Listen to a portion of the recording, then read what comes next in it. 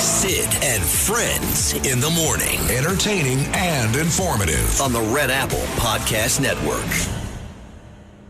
In the case of Sid, Sid is an entertainer first and foremost, but he's developed such a massive audience that he's been able to become this political power broker, the likes of which I don't think anyone ever anticipated. And because there's not really a morning show, at least on AM, that has his kind of listenership and his kind of depth, he has the kind of influence politically that I don't even know if Bob Grant had. I believe the NYPD, when they put forward their numbers, what we're seeing are some of the lowest numbers that New York City has seen in recorded history, especially when it comes to murders and shootings. These are the lowest we've ever seen.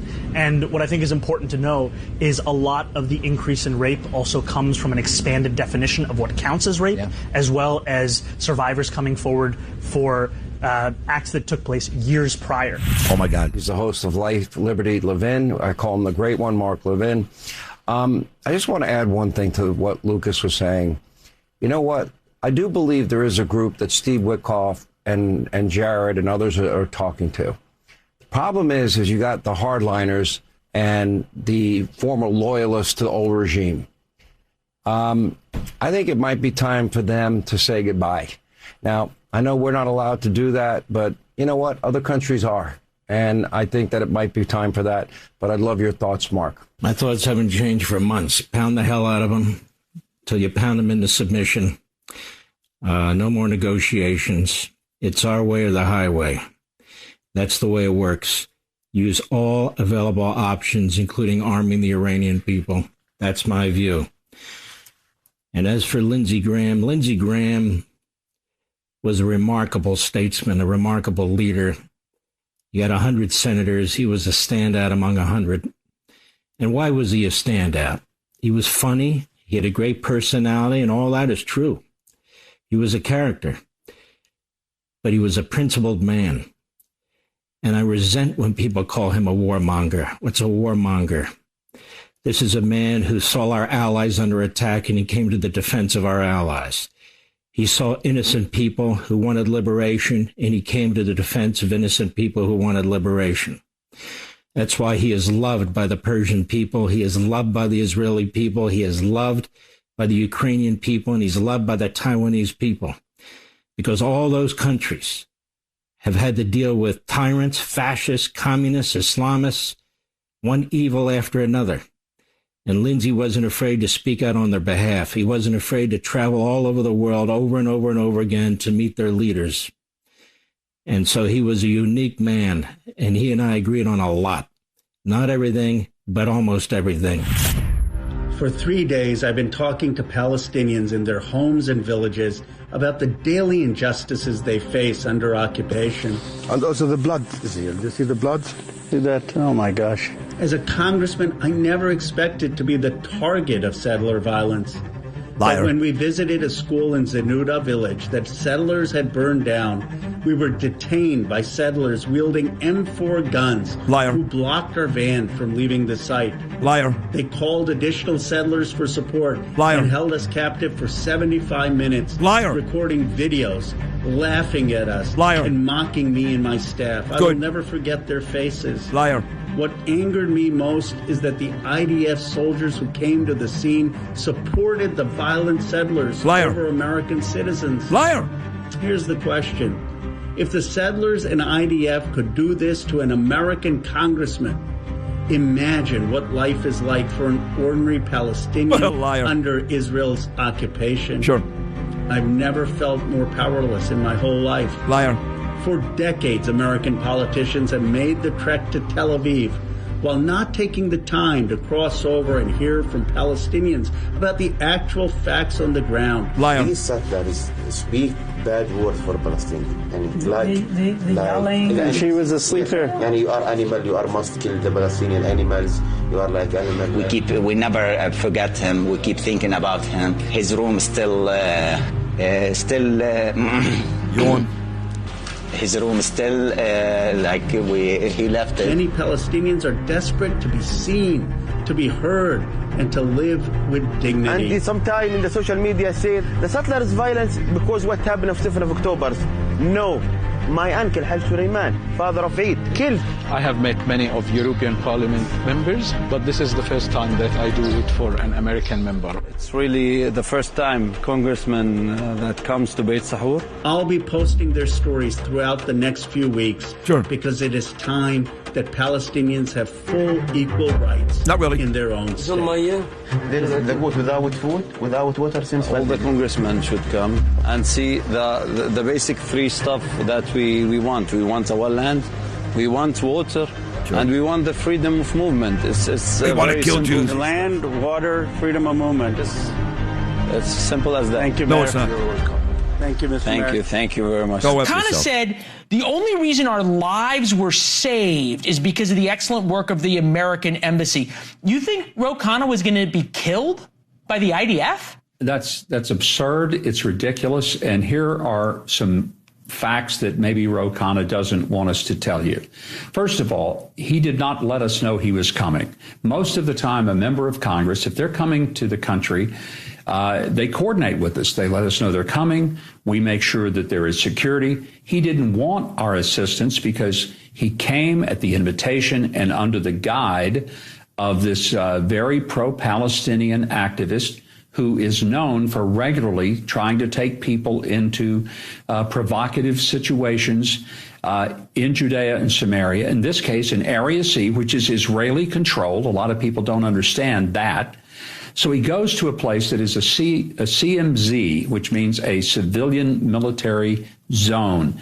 It is forbidden for people to just show up. It's like I can't go to a U.S. air base, just walk in and say, hey, I'd like to look around. I can't go to Ro Khanna's office in Washington and just pop in and say, I'd like to just, nose around. Mahmoud Khalil is filing a lawsuit alleging a conspiracy to suppress critics of Israel. Khalil's civil rights lawsuit is against the federal government and several private groups. He gained attention as a spokesperson and leader for student activists protesting against Israel and its actions in Gaza at Columbia University. He was arrested by ICE agents in his campus apartment in March 2025 and spent more than 100 days in a Louisiana immigration jail, missing the birth of his first child before a federal judge in New Jersey ordered his release. I don't want anyone to go through what I've been through right now, because if they can target someone for their pro-Palestine speech, they can target anyone in this country, whether they support Palestine or not. This lawsuit comes as Khalil's ongoing deportation case appears likely to be heard before the Supreme Court. Big hello to Arizona. There's an incredibly important election coming up in your state on Tuesday, July 21st. And I'm asking you to go out and vote for Jay Feely, a friend of mine and a great athlete, to represent Arizona's 1st Congressional District. Jay is a true American first conservative and a natural-born leader. He was elected team captain on 3 different NFL teams. That's pretty good. Jay is a winner, and he knows how to win. He's going to win, and he's going to be great for the people of Arizona. Jay will vote to cut your taxes, slash regulations, bring down the cost of living, and forge the greatest economy in the history of the world. We are doing better now than we have ever done in history. We have $19.2 trillion coming in. That's $16 trillion more than ever before. And it's really special, and Jay is going to help us keep it going. So go out and vote to keep our southern border secure, protect law and order, strengthen our military, defend our veterans. And he will also help you support what we call the Save America Act. We have to get it enacted. He also has my complete and total endorsement without reservation. So go out and vote for Jay Feely, the next congressman from Arizona's 1st Congressional District, on July 21st. Thank you. 48 yards for Feely to win it.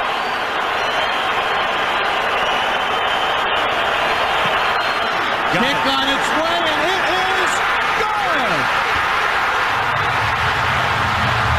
With 5 seconds to go. We just got word from the Department of Social Services that a family shelter in our district on Emmons Avenue, consisting of men, women, and children, will be imminently converted into an all-adult single-male shelter.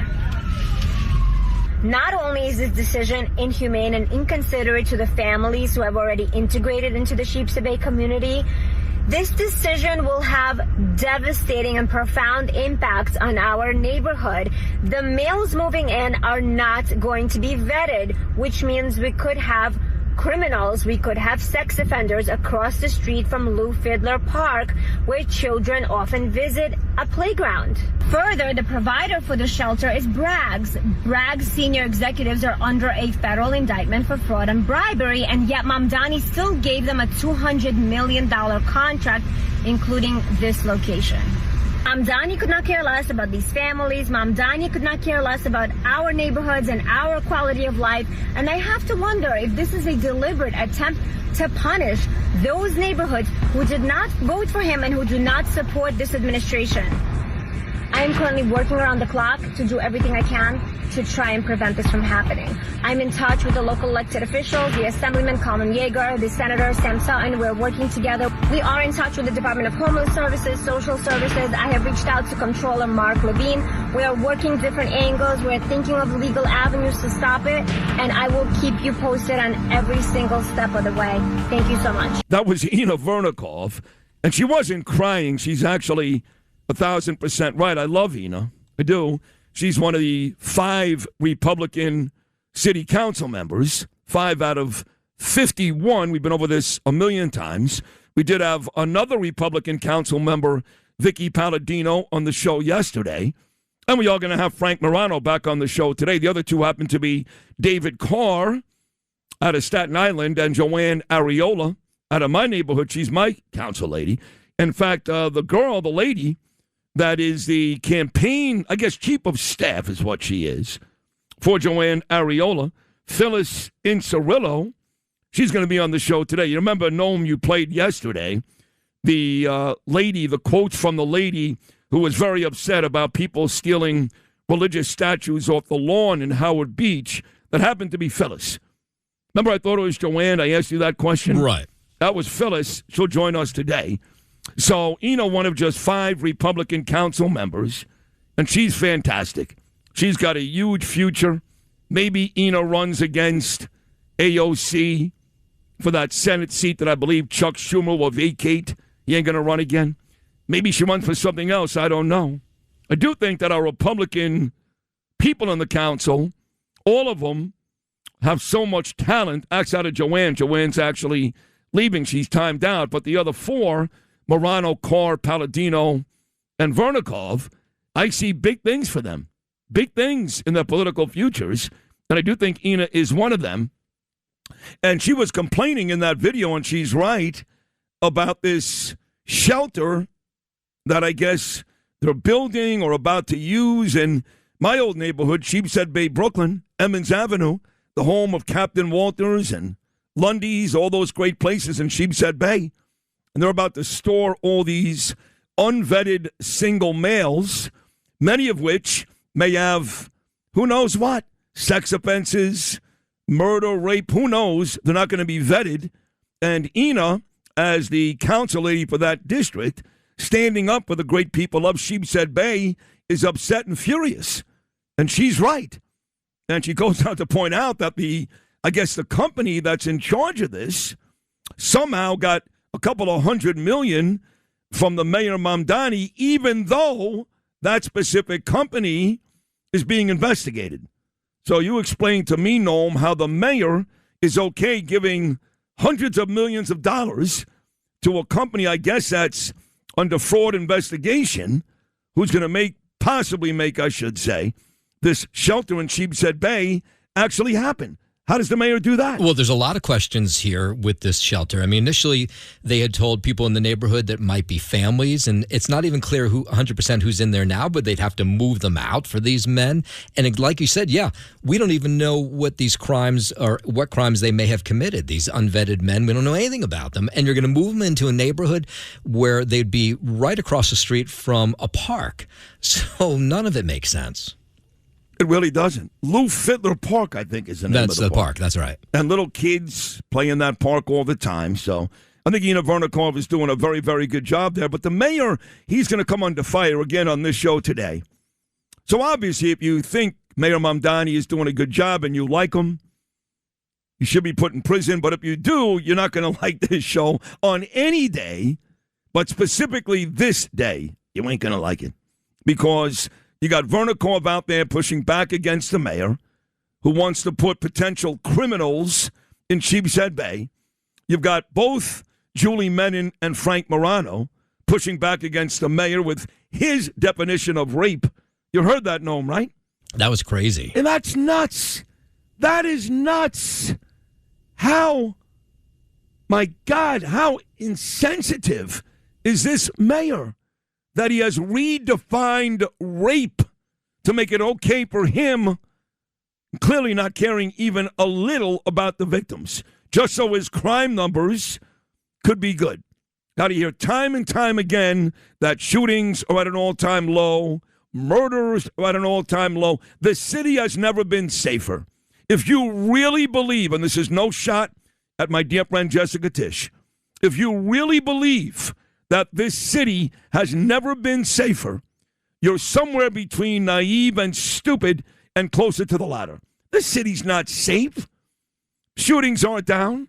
Murders are down. But every other major crime is up. And last I checked, married to a beautiful woman and the father of a beautiful young daughter, rape is kind of a serious crime. Wouldn't you agree, Noam? Yeah, and then with the mayor trying to redefine what constitutes a sexual assault was really hard to watch. I was like, you got to be kidding me. He wasn't kidding you. And that's how he feels. He doesn't care about the victims. All he cares about is the numbers. The numbers point to the mayor doing an unbelievable job. So, Lewis, let's play this again. This was Mamdani a couple days ago.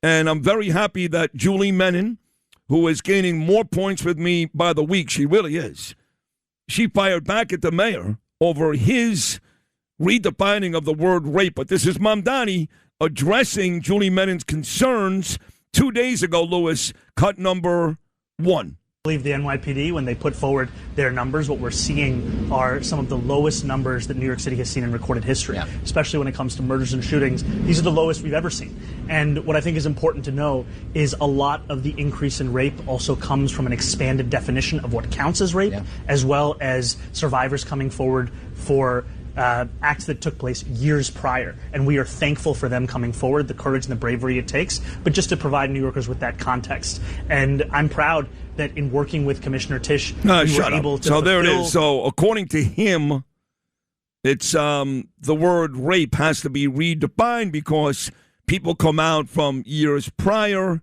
and it's not as bad because their cases are old. What? What exactly did he say there? I don't know, but an unwanted attack is an unwanted attack. Any way you look at it, right? Mm-hmm. Any way you look at it. So this creep, he's such a creep, this Mamdani, has now redefined rape. Also, I know that Julie Menin, the city council speaker, has talked about this. How do you say this? Romansh? This new law about the horse-drawn carriages? Yeah, it's named after the teenage victim from India, the tourist who was on that horse and buggy last month, that the horse just went crazy and the carriage overturned and killed him. He was 18 years old, so they've named this bill Rokeman, I think is how he says his name. How do you say it? I think it's Rokeman. Rokeman. Yeah. Okay, here's Julie Menin, Lewis. This is yesterday, announcing her support now for Rokeman's law, which is not going to make the unions happy, not going to make the people in Central Park happy because they make a lot of money on these horse-drawn carriages. But I guess seeing dead horses laying in the middle of the street and this kid getting killed, I guess some of these local officials have seen enough. This is Julie Menin, cut number 2, Lou. When I first became speaker, I knew I would have to make some difficult decisions, that doing the right thing would sometimes mean taking a stand when it wasn't always straightforward. I'm addressing you today from one of the most iconic locations in the world, New York's Central Park, during exactly one of those moments. Earlier this year, 18-year-old Romansh Mahajan was killed after he was thrown from a horse-drawn carriage. He was visiting New York from India to celebrate his high school graduation. Romansh's death was heartbreaking and infuriating, and sadly, it was preventable. The day has come for our city to begin the transition away from horse-drawn carriages as a tourist attraction in Central Park, for the safety of our residents, the safety of visitors from all across the globe, and the safety of the animals here at home. That is why I'm announcing my support today for the legislation currently before the New York City Council to ban horse-drawn carriages. At the same time, the path forward must involve and protect workers who operate these carriages. And I'm actively working on a plan to guarantee them quality employment opportunities in the hospitality industry. It is also vital that we ensure a safe and humane transition for the beloved horses that made this industry possible in the first place. I have no doubt that in working closely with the advocates that we can do just that. Today, I really wanted to make my position clear. It's time to usher Central Park into a new, safer chapter in its long story. That is the work the City Council is committed to, and that is what I'm committed to as Speaker of the New York City Council. All right, I disagree. I think the horse-drawn carriages are fine. I'm not out there, of course, every day trying to save feral cats on the street, and I'm not out there with Jill Vitale yelling and screaming about the turtles dying from straws in the water. I get all that. I love animals. I've had dogs my whole life. I don't love all animals. I hate cats. Hate them. But I'm not that guy, so I think the horse-drawn carriages are great. I think people enjoy them. I think it's a lot of revenue for our city, a city that is broke, with a mayor that's making it worse and a governor making it worse as well. So I don't have a big issue with it. You might, though, know him because you're one of those liberal pussies. These workers, I don't believe the city council will find these workers new jobs. I mean, imagine you rip away their livelihood. This is all, some of these people, this is all they've done their entire career. And you're 100% right. I know Julie Menon means well, and maybe she intends to do what she says. It's never going to happen. No. A lot of these people are going to be out of work. Bottom line. And it's a lot of people. It's not just the people who drive the horses. It's the people who take care of the horses overnight and when they're brought back to the west side. There's a fair amount of people involved in this industry. All those people will lose. The people who own the horse and carriages, the people who own the horses, all those people are going to lose their livelihood. You're going to find those people jobs that pay them just as well as the money they're making now. I don't buy it, and by the way, neither does the union. Union says they don't believe that city. They want details, like what jobs are you going to find them, how much is going to pay. What's the name of that guy? He's in charge of that union. He came in here when Mamdani was running. Yeah, God, and I scared the hell out of him. Yeah, actually, I don't remember. He was head of. He's a popular guy. John Katzmatidis likes him. Yeah, I don't know, but at any rate, yesterday Vicky Palladino's on the show, and she's talking about no more fish as awards at the carnival. Come on. Even she laughed. There's got to be more important stuff than this. Getting caught up in nonsense like this. No fish as gifts at the carnival? I mean, that's a big deal for you, no? No. Goldfish? But remember that game where you try to take the ping pong ball and you try to get it into one of those little fish bowls, and then if you do, you get to take it home. Those are rigged, yeah. Yeah. But of course they would die like 2 days later. No, they always died right away. Just the trauma of being hit by ping pong balls was enough to kill the goldfish. Right. So look, she's an animal lover, so she wants to protect animals. I got nothing against that. Is she really? Or is she just doing that for her constituents? I don't know. Vicky's really an animal lover. She may be. My guess is she's an animal lover. If you're worried about goldfish, you're an animal lover. I don't think she's worried about it. I think it just may work out well for her with her people. I don't know. I don't know. Best of luck with all that is all I can say. Sully Sullenberger. We all remember the brave and courageous pilot, Sully Sullenberger, who landed that plane on the Hudson River. I still have no idea how he did it. And nobody died that day. And now it turns out that Sully has Alzheimer's, much like Bill Ritter, who is going to be inducted into the Broadcasting Hall of Fame the same day I am. That's right. Me, Bill Ritter, Rosanna Scotto, and 4 other people. There's other names that have come up recently that are suffering from the same thing, but this one with Sully Sullenberger known looks to be very sad. Yeah, well, he said just over the last months and maybe year, maybe more, he started to realize he was forgetting things in a way that wasn't right, not just getting older. And so he went in and he was diagnosed. And he said he's coming forward in the same way that Bill Ritter and then Danny Glover, right? He had the same Alzheimer's diagnosis, because he hopes it will inspire people to do more research to figure out what brings on Alzheimer's and find a cure for it, because there's no cure for it. Mark Levin will join us today, the great one. I get as excited as I do with Trump. Well, like I did with Bibi a couple of days ago when Mark Levin is on this show. That's how much respect I've got for Mark. Look, we're very, very close. We talk every day. Every day, Levin and I text each other, and he is a great fighter and a brilliant guy. And you heard him with Sean Hannity in the open doing a piece on Hannity's TV show about who he gets angry when people refer to Lindsey Graham, the late, great Lindsey Graham, as a warmonger. And I agree with Levin. What do you mean warmonger? If somebody bombs Israel, they're going to fight back. If somebody bombs Ukraine, they're going to fight back. That makes you a warmonger? I've never heard Lindsey Graham say, go into some place where there's no conflict and just bomb them. I never heard him say that. So my friend Erin Molan, who I love and respect, young lady out of Australia, who's got a huge following here in the United States. She really does. We did an event together for the MJE a couple of months ago.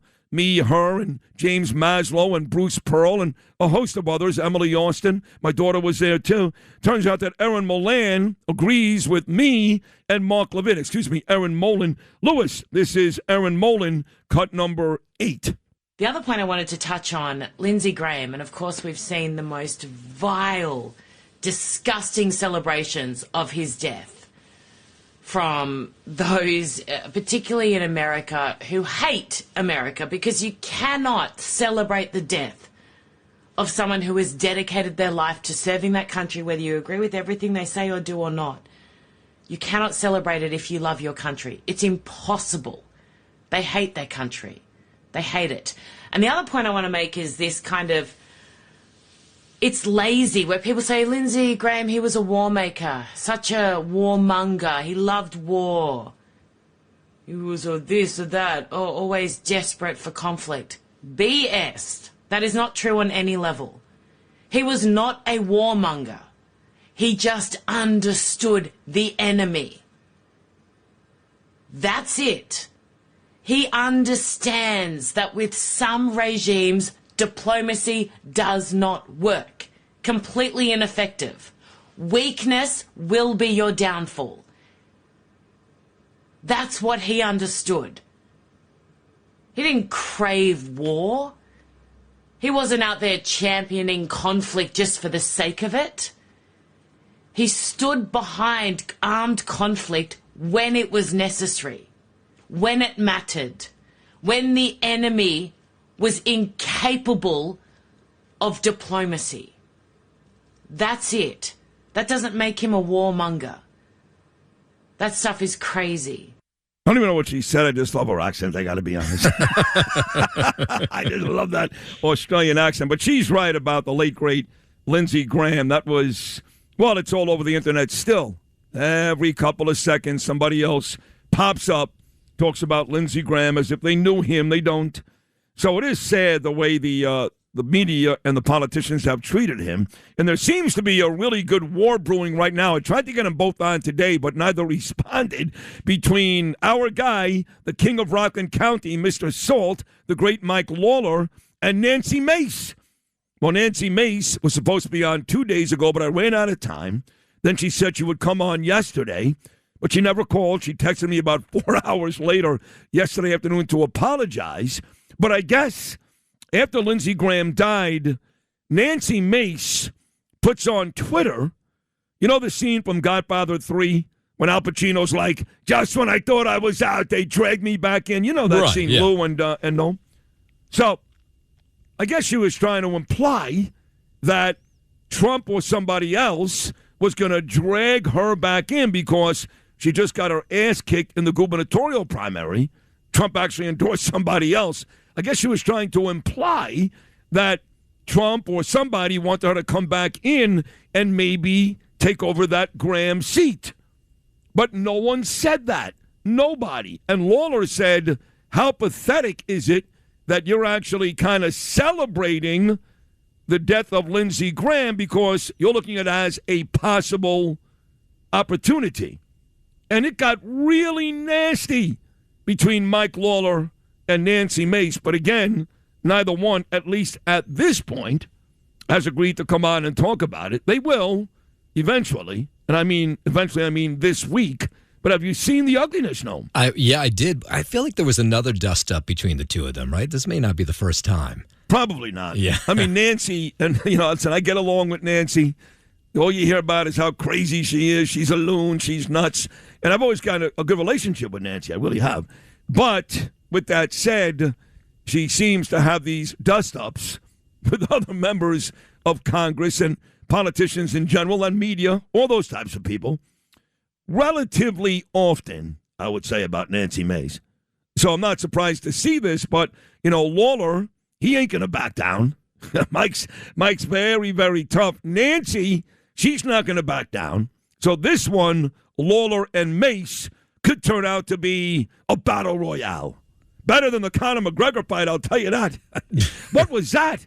Yeah. What did he last, 5 seconds? It was about 40 seconds. Oh, it's like me on a Saturday night. Come on, Conor.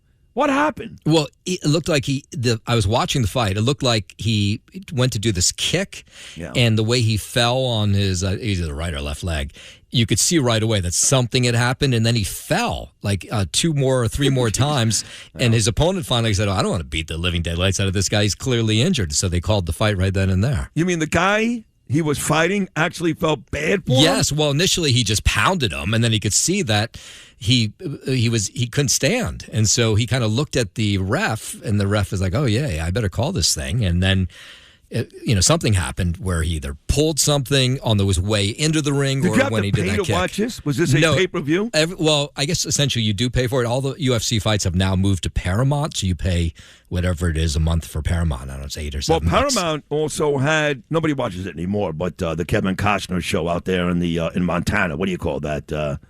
Yellowstone. Yes. But I don't know what else is on Paramount now that would attract people. But they get all the UFC fights, so you do have to pay for that. Right. And how much money did Conor McGregor make? I'm sure he got a good payday. I don't know how much. Probably a ton, no? Yeah, you would think so. What a disappointment. Though they don't pay, Dana White does not pay those UFC fighters much. No, some of those guys make nothing. Yeah, and they get pounded. Waiters. Yeah, they get their asses kicked. I mean, it's not boxing. These guys are getting really hammered in the head. No, they're like half retarded by the age of 25. They are. Some of them are even more than half retarded. And they barely pay them, I know. Dana doesn't. Dana's like Howard Stern. Did you see the Howard Stern story that we laid off like almost all of his staff? I know Sal and Richard are safe. But Stern laid off a whole bunch of his employees yesterday, the day before, and now this is unreal. Now he's announced, because he's on vacation now, he goes to the Hamptons with his lovely wife, Beth, and they have dinner with horrible people like George Stephanopoulos.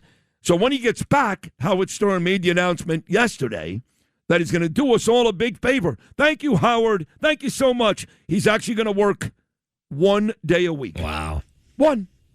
And he makes a lot of money still. Not the billions or hundreds of millions, but he's still a 7-figure guy. 7 figures. He's going to work 1 day a week.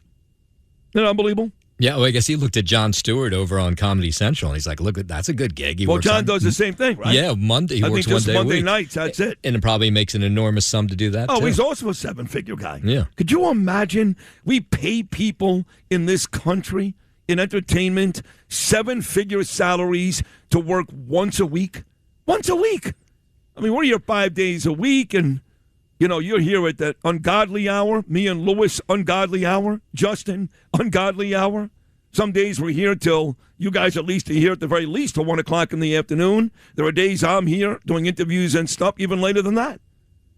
And there are guys making 7 figures working 1 day a week. Right. Well, they're not working for nonprofits, so clearly they can command that money because the networks are making that kind of money. I don't think so. I don't think. Why would you keep them on? I don't know. Maybe they just feel indebted to Howard. Nah, it doesn't work that way. Business model doesn't say, hey, I think it's the subscriber base is there, the commercial spots are still there, and that's why he's worth it. I've read that he's lost so many of those subscribers. He may have, but he still clearly has enough that they want to pay him to do 1 day a week. I guess.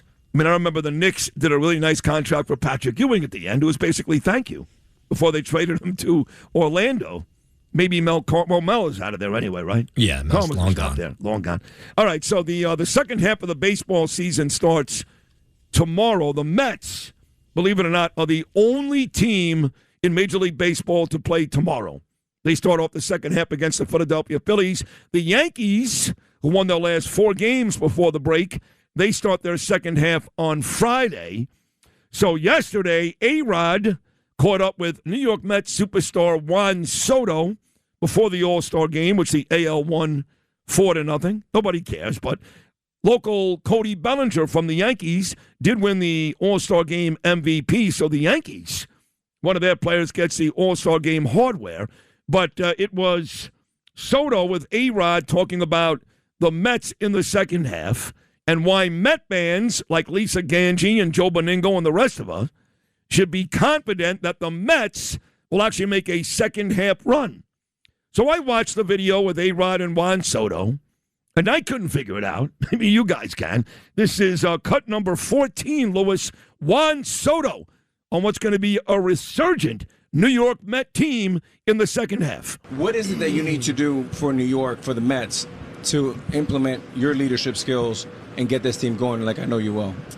I mean, for me, I would say I've been trying everything that I can, to help my guys to get them going. Definitely, I'm a different guy. I won't be vocal. I won't be pushing. I won't be yelling at everybody, but I'll be the guy that whenever you need me, whenever you need advice or something that I've been going through, or if I need to step in, I will do it. And that's one of the things I've been trying to do, whenever my guys need me, I'll be there for them.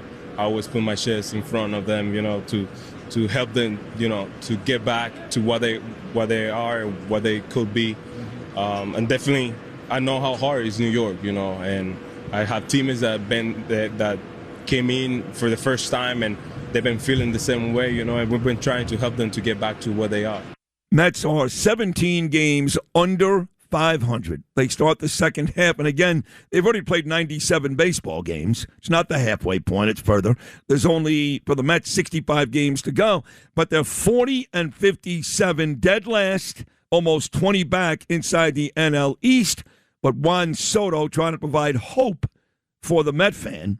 I saw Adam Shine. He used to work with me and Louie. We know Adam very, very well over at WFAN. He has worked many years now for Christopher Mad Dog Russo on Dog's channel, Mad Dog Unleashed, on Sirius XM. Nice kid, nice young Jewish kid from Rockland County.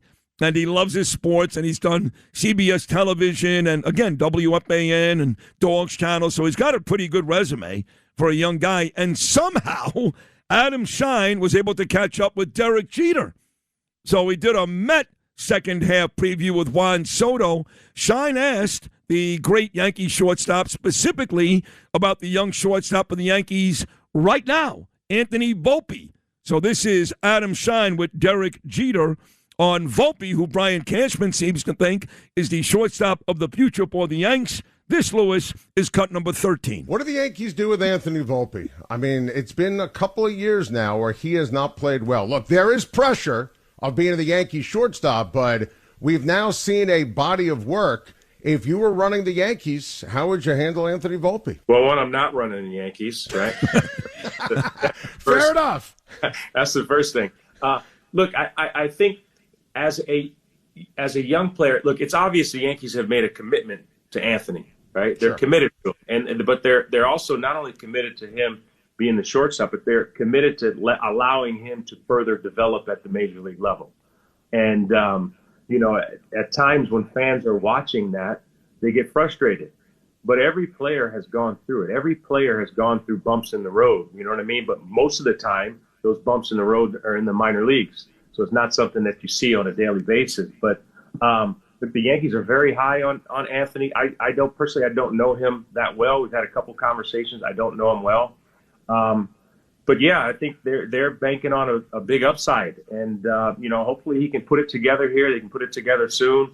You go back to the World Series a few years ago. He played great in the postseason that year, so you want to get back to that point. But it's tough, man. It is tough to go through growing pains at the major league level for a player. I mean, we've all been there. You know what I mean? And every mistake is magnified, and well, hopefully he can turn it around. All right, the great Derek Jeter on the current Yankees shortstop, Anthony Volpe.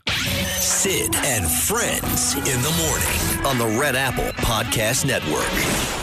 You and I will be talking a lot, and we've been talking for a long time, you and I. I've watched you grow. Your show is phenomenal. You're the number one rated show in New York. It's incredible how you've done. I'm proud of you. Thank you. I talked to you long before you were number one, right? I talked to you when you were struggling. Yeah. And now you're the number one show. Been a pretty good week. BB on the show. Text from Marco Rubio. I'll see President Trump on Saturday. And my son Gabriel, today, day 3 of his job with the next governor of our state, Bruce Blakeman. He loves the job so far. I mentioned our friend Doug Goodstein yesterday talking about Howard Stern. Goody worked for Stern for years. Also worked for Mark Levin. And there's about 10 kids that are working for Blakeman in this intern program. Great kids. And his son, Judd, is one of them. And I got a message from a lady this morning, and I'm not sure if it's Silverstein or Silverstein, Jessica, and her daughter, Brielle, also works with Gabriel. She said, all the kids, they love your son. He's loving the job, and he loves Bruce, and we're going to do whatever we can to get Bruce the win come this November. So, Gaby, day 3, my daughter Ava involved in a very, very, very big, high-profile case working with Arthur Aidala. She was, I can't even mention who the people are, but it's big. She was in that room yesterday. So my kids continue to make me proud every day. I'm a very lucky guy. Beautiful wife and 2 beautiful children. And last night was our monthly dinner, and we did miss Lou. I mean, I think 12 people were there last night. 8 were like, come on, man, where's Lou? Lou couldn't make it last night, but Keith Kantrowitz, as always, did a great job. Mr. Power Express. Anthony Carone was there, looking good, feeling good. He's going to be fine, him and Frank. My dear friend, the great defense attorney, Joseph Tacopina, made his debut at our men's dinner. We had Andy Alpstein and Al Volpe, Big Chris, Mike Kemper, great cop that Mike Kemper is. I spoke to his lovely wife, Marilyn, yesterday. Marty Scheinman, who's in charge of the baseball, I guess, all the meetings that they'll be having to try to save baseball next year, which does not seem likely. If you're a big baseball fan, just so you know, I'm about 99.99% sure there's not going to be baseball next year. They have huge issues. And Marty Scheinman at dinner last night is going to be the guy working on all these meetings. What is he? He's, come on, look, what was his name? He's in the Hall of Fame. He was very famous. Doing all the negotiating. The arbitrator. Was it Marvin Miller? Remember that name, Lewis? He was in the same time frame as Marvin Miller. Yeah, so this guy, Marty Scheinman, I think, has that job now. Okay. And he was at dinner last night. And Matt Adele and your boy, Lewis, he's going to call you today, Dr. Brad Wasserman. Right. He looked great. In fact, Lou, Dr. Brad was taking his wife and his kids to see Ariana Grande in Brooklyn last night. We had Therese Capri. She's working very, very closely with my friend Joseph Hernandez. He's trying to be the next comptroller. I'm hosting an event for Joseph in the city next Tuesday. Leslie Dixon, who works with Ryan Serhan, good friends with Asu and Evie Sanchez. And, of course, Lewis, our guy, Mark Oranger. We love Big Mark. Love Oranger. The great Mark. He is great. It looks like Marvin Miller is who you think. Yeah, Marvin Miller. Yeah. But I think, Lou, the guy that has that job now, this guy, Marty Scheinman, he was at dinner last night. So it's a really pretty impressive bunch. Stevie does a great job with El Manello. You know, he was, Lou, he was a busboy at that place. Yeah, I talked with that guy last night. Oh, you did? Okay. Yeah, he's a nice man. Great-looking guy out of Kosovo. And now he owns the place. And he's got this one wall where he's got all these pictures of him with famous people, like Katz has upstairs on the 5th floor. No one has taken more pictures with famous people than John Catsimatidis. But he's got a nice wall. It's him and Mike Johnson, him and Bill Clinton, him and Bo Dietl. It turns out that Tacopina's a regular there. I didn't even know that. So he's got a picture with me that he's going to put on the wall coming up this week. He took one with me and one with the former mayor, Eric Adams.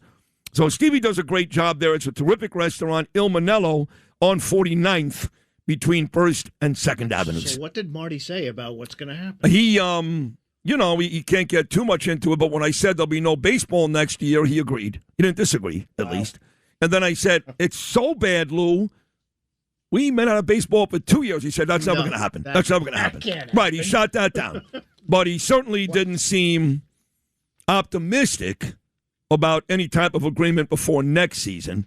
And to answer your question, Owen, that you asked Justin this morning about what happened to Mbappe yesterday, Spain's that good. Nothing happened to him. He's a great player. Spain is far and away, it's not even close, far and away the best defensive team in this tournament. And even when Argentina beats England today, which they will, because Messi will outscore Kane, Argentina will move on. They're not beating Spain either. They may also get shut out, even with Lionel Messi. That's how good Spain is, that defense. They're going to shut down every great player in the world today, and they're going to win this World Cup, which annoys the hell out of me because they've proven to be not a friend of the United States, I'm America first, certainly not a friend of Israel. So I'm not excited for Spain. I wasn't excited for France either, but I'm not excited for Spain, but they're going to win the whole thing. Doesn't matter who wins today. I do like Argentina today, but regardless, nobody's beating Spain. Nobody, no. I think FIFA, though, wanted Mbappe against Messi. Of course they did, yeah. But Spain is too good. They are too good. And look, if England beats Messi today, then you don't get either one in the finals. We will talk to Andrew Giuliani coming up on Friday before the big one, the finals, which comes your way this Sunday from Giant Stadium, which they now call MetLife Stadium. We'll take a break. When we get back, he's not good, he's a tremendous city council member, one of the 5 Republicans, one of the 2 out of Staten Island, former colleague of ours. He's also a great radio guy, and he's got a lot to say about specifically the mayor's definition of rape. Sid and Friends in the morning on the Red Apple Podcast Network. I believe the NYPD, when they put forward their numbers, what we're seeing are some of the lowest numbers that New York City has seen in recorded history, especially when it comes to murders and shootings. These are the lowest we've ever seen. And what I think is important to know is a lot of the increase in rape also comes from an expanded definition of what counts as rape, as well as survivors coming forward for acts that took place years prior. Rape is up exponentially, and the mayor says, well, it really depends on how you define rape. Maybe he should ask his wife. She seems to enjoy it when Israeli girls get raped. Maybe 5 at a time, gangbanged by a whole bunch of terrorists and Hamas guys. Maybe he should ask his wife what constitutes rape. I don't know.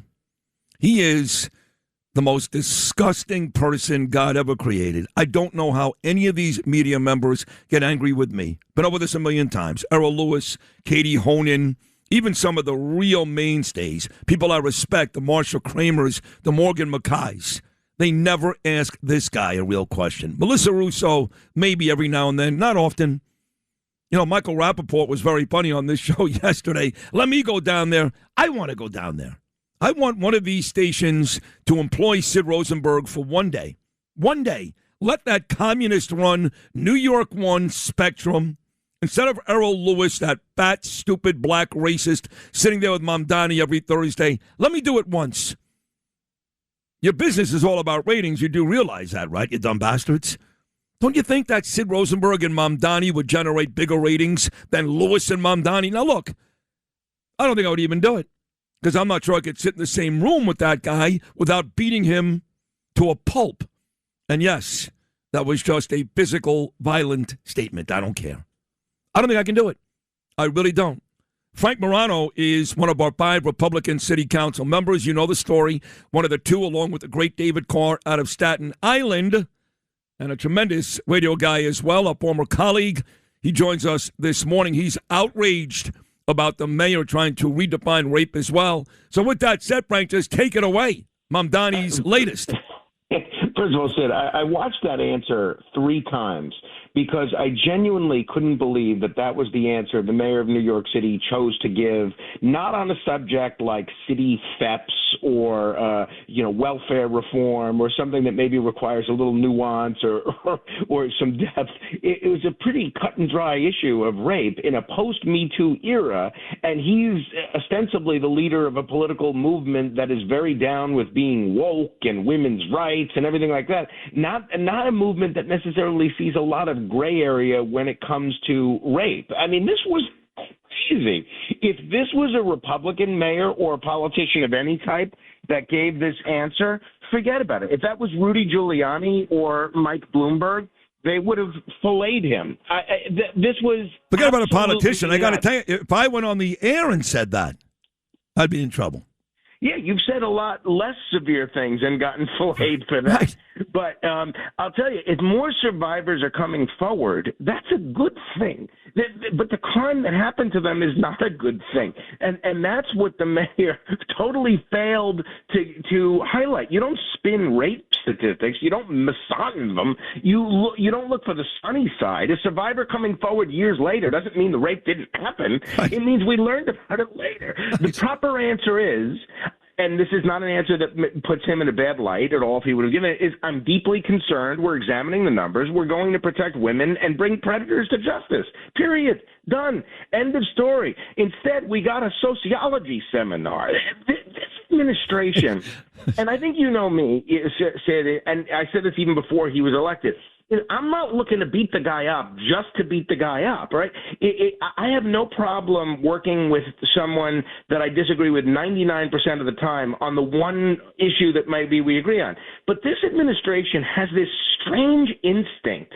Whenever New Yorkers identify disorder or crime, the first response is to explain why we're interpreting it incorrectly. The first response really is to beat their chest and give out a couple of really favorable numbers, which also I can go into those numbers like he did with rape and do the same thing, but I choose not to when it comes to shootings and murders. That's their first response. Hate crimes. You want to take a look at hate crimes? Hate crimes. We're doing great, except... Or transit crime. Right, yeah. except when somebody gets punched in the face on the subway, except when a Jewish person gets punched across the face, except when a young girl gets raped in a stairwell. Otherwise, we're doing great. Yeah, the reporter there asked a very simple, very fair question, and the mayor gave what can only be described as a bizarre answer. So I don't need the mayor. I think bizarre is the wrong word. I would even say insensitive and downright grotesque. So I don't need a mayor or any politician to find the silver lining in rape statistics. Right. I need him to find the rapists. Right. This is crazy. It's an absolutely crazy situation, and I was glad the speaker called him out on it. You could tell that she is getting his goat to some extent. No, there's no question about it. You know, when her and I had our difficulties, she was really, and I'll say this, bending over backwards to appease him. She has not been doing that as of late, whether it was me, Vicky. She has not been doing that as of late. I mean, it seems like, and you too, you guys are constantly, from the budget to the lack of cops, no cops on the budget, no fifth firefighter, to this thing with the rape, to the horses. It seems like almost every day now, Julie Menon has an issue with the mayor. Now, I didn't play her response, but if you can give me the Monarch Note version, what exactly did she say in response to that awful description of rape by the mayor?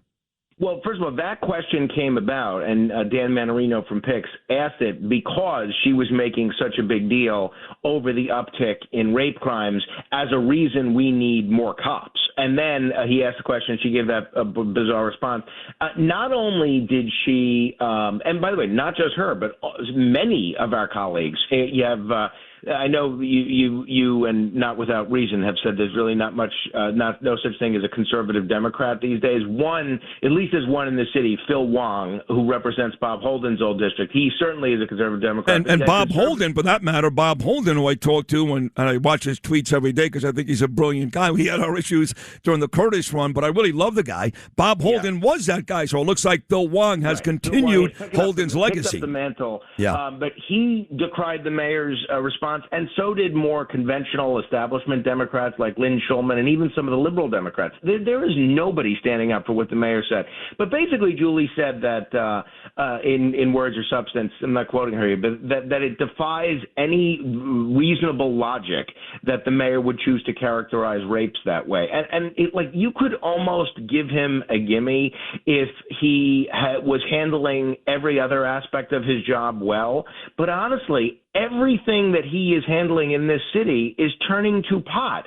And, I heard you, and maybe it was with Joe Benigno the other day, or maybe it was one of your monologues, talk about how it takes time for the city to turn around in both directions, on a positive level and in a negative direction. We are setting this city up for failure in so many different areas. I heard, your terrific interview with Vicky yesterday, and you guys talked about the Little Italy debacle. I mean, that's just one minor example, which ultimately doesn't affect many people's lives, but it says a lot about the mayor's character. He doesn't view himself as a cheerleader for New York City. He doesn't view himself as a mayor that represents all New Yorkers. And if you look at how he's handling homelessness, the way that he's handling homelessness, whether it's in Manhattan, Brooklyn, or Staten Island, that has the opportunity to set us back to the pre-Giuliani era more than almost anything any mayor's ever done. Take a look at what's going on at the Intrepid. If you walk outside of the Intrepid, there's this homeless encampment. The Post has been covering it. It stretches 12 blocks on the west side. 12 blocks. There's tents. There's open drug That's like use, Los there's Angeles. prostitution. That's like Los Angeles, Frank. Yeah, and police had to intervene yesterday over an illegal electricity hookup. The homeless are setting up camps and with electricity. And this is what happens when compassion gets divorced from common sense. Listen, enough with the compassion. I'm sorry, not on this show. Save it for other shows on this station. I know they talk about that. I put my son on a subway. We had just moved back from Boca Raton, Florida. And New York is scary enough. And we had to take Gabriel to school one day on the subway. He was about 7 years old. And some guy pushed him, tried to physically harm him. Some other guy was naked. And, he didn't get, there wasn't a crime committed necessarily, but it scarred that kid for life. And when you walk past some crazy homeless guy in New York City and he starts yelling and screaming or cursing and he smells and looks terrible, that is not just some innocent guy. I know some of them were service people in Vietnam and all that stuff. I get it. But it has gotten to the point where these people on the streets of New York City absolutely play a role in lessening the quality of life. It's enough with compassion. No doubt, Get these people off the goddamn streets. Well, and you know what? It's also for that former serviceman that's now homeless because he's dealing with drug issues or mental illness. It's not compassionate to the homeless person living in a tent surrounded by drugs and filth. It's also, to your point about quality of life for everybody else, it's not compassionate to the bus driver who's got to work there or the family taking their kid to the Intrepid. And it's especially absurd to the taxpayers who are spending billions with a B, of dollars on a shelter and social service system only to be told that a 12-block encampment is somehow inevitable. Right, but that's Manhattan. So that's the 12-block encampment in Manhattan. I know you listened to the very beginning of the show because you love that. You said that at all these, at all the big radio conventions. Thank you. So I did play the video of Ina Vernikov out of Brooklyn in her car talking about what's going on in Sheepshead Bay. And this company, I guess, that's behind this potential shelter, they're being investigated. And Mamdani still gave him a couple of $100 million. Is that right? Yeah. Well, more or less, yeah. I mean, Ina's totally right, and this story ought to terrify every neighborhood in New York City, because the issue isn't whether homeless people deserve help. Of course they do, right? We're a compassionate city, even if we won't be when you're mayor. But the issue is whether City Hall can fundamentally transform a residential neighborhood, which is what Sheepshead Bay is, with virtually no meaningful community input. They're taking out families and bringing in 110 single adult men. The city says it's not even conducting criminal background vetting. Across the street from where that shelter is going to be, where the Gold Star Inn or the Gold Star Inn, across the street is a park that's used by children. How does a government look parents in the eye and say, don't worry, we deliberately chose not to find out who we're placing here? Vetting isn't demonizing the homeless or anybody. Vetting is just basic competence. And I keep saying this because in our district in Staten Island, they're doing the same thing. We're a living version of it on Arthur Kill Road. Communities learn about these decisions after this bureaucracy has already decided what it's going to do. You know what I would do? I would not only not close Rikers Island, I'd build new housing on Rikers Island, and I'd put 3 groups of people on Rikers Island. I mean this. Obviously, the criminals, they need to be there, okay? Not in my neighborhood. Secondly, I would put illegals somewhere else on Rikers Island, and the homeless. You got acres and acres and acres and acres of land Take all three of those groups, the criminals, the illegals, and the homeless, and build more housing and put them on Rikers Island. Keep all those people away from law-abiding citizens like us. Let me get to the minorities, this battle over specialty programs in schools. Both of my kids went through the public school system in New York, and it nearly ruined both of them. Thank God Ava and Gabriel are smart kids. They've got great parents, but it really did nearly ruin both of them. Here's another issue with this mayor, education. What's going on with that, Frank? Well, so yesterday the numbers came out. So New York City has a few of the very best public schools, not just in the country, but the world. Stuyvesant, Bronx High School of Science, Brooklyn Tech. Great in schools. the world, Yeah, right? yes. And I think John Katsimatidis went to Brooklyn Tech, so did my dad, so did my brother. Great schools. So did Peter King, I think. No, I think he went to Fordham Prep. Are you sure? He didn't make it to Brooklyn Tech. I mean, in fairness. Yeah. Okay. But so now you have to take a test to get in there, and the numbers came out yesterday that there's a very small portion of black New Yorkers that were admitted, right? And instead of saying, all right, how do we get more black and Hispanic students to get to a point where they can pass the test? Now, Mamdani and all of the social justice advocates are talking about how can we again dismantle this test. So this is crazy. The most interesting person in the Times story on this today wasn't Mamdani, but it was a retired black math and engineering teacher from Brooklyn Tech named Sam Adewumi. He went to Brooklyn Tech himself in the 80s. He grew up in the South Bronx, and he said his middle school teachers told him about the specialized high schools. They prepared him for the test, and 3 other kids from his 8th grade class went to Brooklyn Tech with him. His explanation today in the papers is that middle schools don't make that a priority anymore because many of them are struggling just to get kids to pass the state test. That's the whole debate. Right. So New York City school system is failing to prepare black and Hispanic kids for a rigorous exam, and the solution is to get rid of the exam. That's what the mayor and these advocates want. The SHSAT, which is what they call that test, the specialized high school, exam, they may be revealing an inequality, but that doesn't mean the test created the inequality. No. Ridiculous. Mamdani says one test doesn't measure aptitude. Okay, I agree. But no test measures the totality of a human being. The question is whether this test measures the academic skills necessary to succeed in some of the most rigorous high schools in America. These schools are able to take one generation of immigrants who come here impoverished and turn them into wealthy lawyers, doctors, generals, radio station owners like John Katsimatidis, health insurance executives like my dad. These were people that grew up poor and working class, and because of the education that they got at these specialized high schools, they're able to be really successful people. And for the mayor to say we want to destroy these schools by destroying the test, why? Because too many Chinese people get in?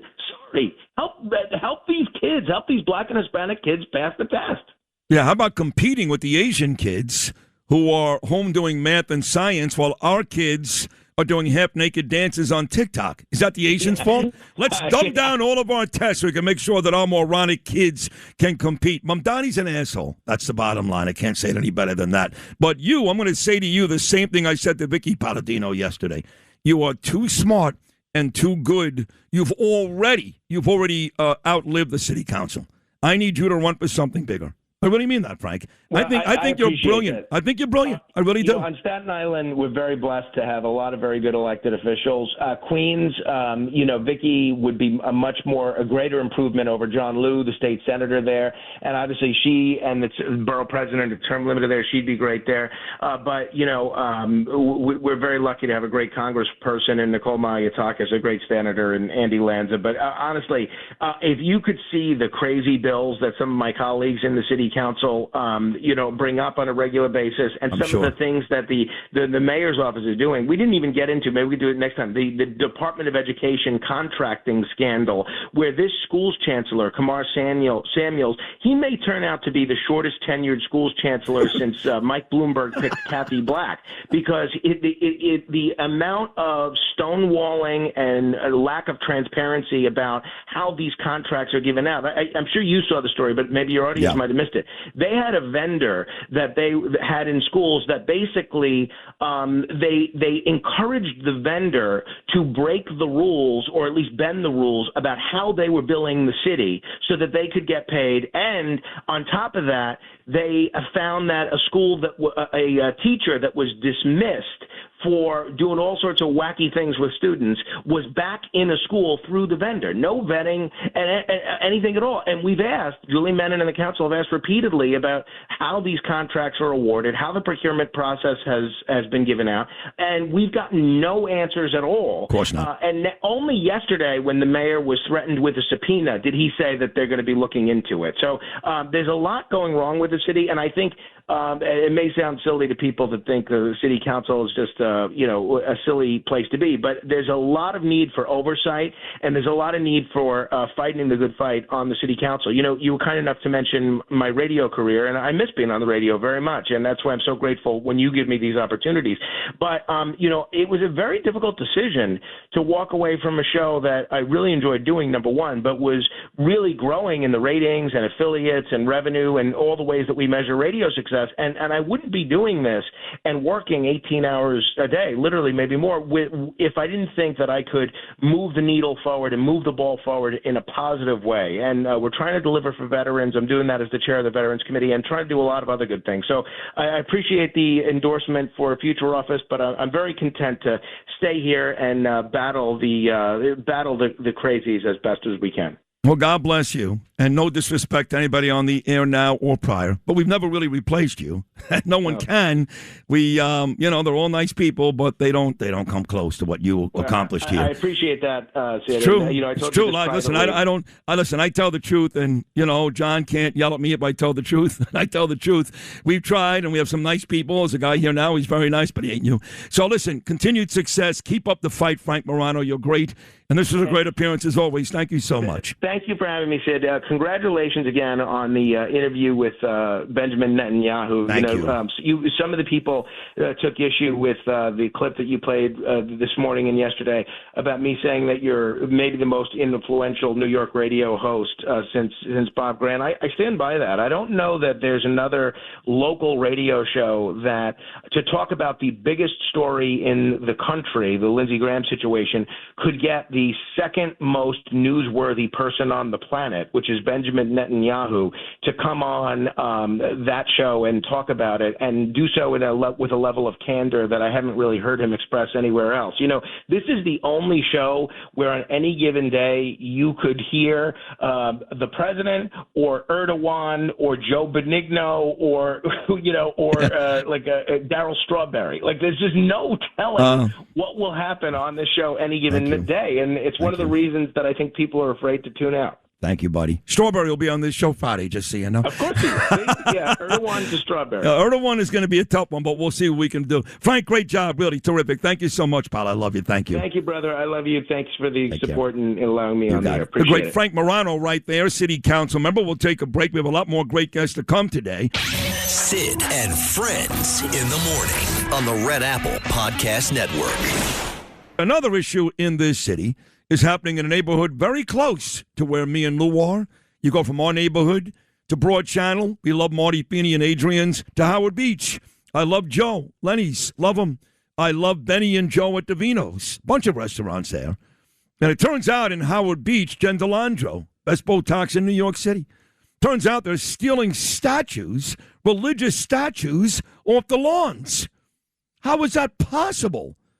So we played a cut yesterday from Phyllis Incerillo.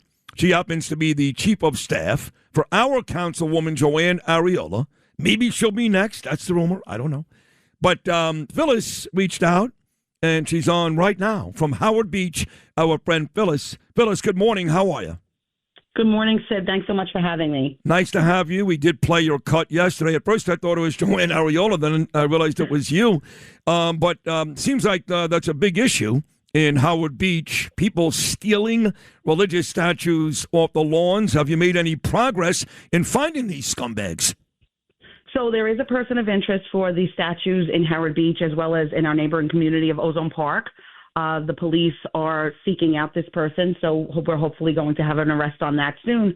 But more importantly, I think, is the fact that people have no problem stealing, Catholic statues and symbols of Christianity throughout New York City. We're seeing an uptick in attacks on churches. We just had an attack on a church, a Molotov cocktail bombing on a church in Ozone Park, and then a Jehovah's Witness church in Woodhaven.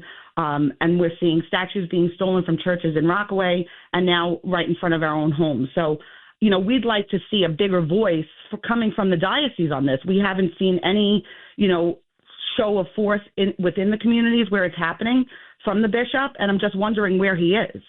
I mean, I guess, and I don't know this, but Cardinal Dolan, he would have been all over this, but the new guy, Ronald Hicks, he's giving you nothing, right? Nothing. Nothing from the Archdiocese, nothing from the Brooklyn Diocese. And, it's concerning when you have, especially in a community like Howard Beach. I am the Howard Beach Lindenwood Civic President here in Howard Beach. And, we are a large Catholic community here, and we're not seeing anything from our leadership of the church. Terrible. See, in the good old days, and I know you're going to be uncomfortable with this, but tough. In the good old days, we wouldn't leave it up to the church.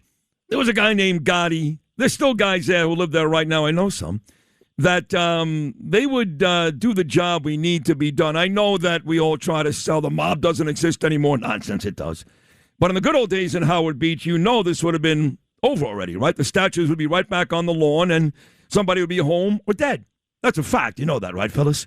Well, the thing is that we do have great leadership here. Thank God we have Councilmember Areola. Our civic is very strong in the area. And when you come through Howard Beach, you know that it's a strong patriotic community. We have people like Eddie Earl, who's our neighborhood flag man, hanging hundreds of flags. He's in his 70s, climbing up on a ladder, every spring to make sure the community is full of flags. And our civic does so many events to promote patriotism. We actually have a Columbus Day festival as well, right by St. Helens Church. We host the local feast here in Howard Beach at St. Helens. So there are people that are pushing back.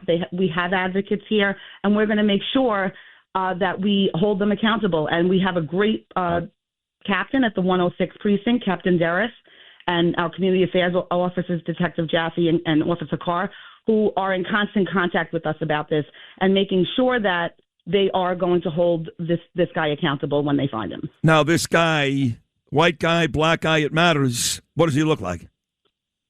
So from the images that I saw from cameras, it seems like it's a white guy, but I have no idea of his background or, what he's about. Let me get into our neighborhoods, because when I was growing up, Bay Ridge, strong Italian, I guess it kind of still is. I don't know. There's a lot of Muslims there, I'm being honest.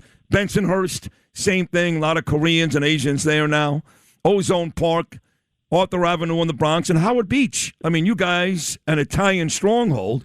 And I've got restaurant owners who say to me, Sid, they're about to build mosques in Howard Beach. I go, come on. I know Ozone Park, but Howard Beach, is there any truth to that? No, I mean, I know that you and I discussed that yesterday. There's no mosque being built on Cross State Boulevard in Howard Beach.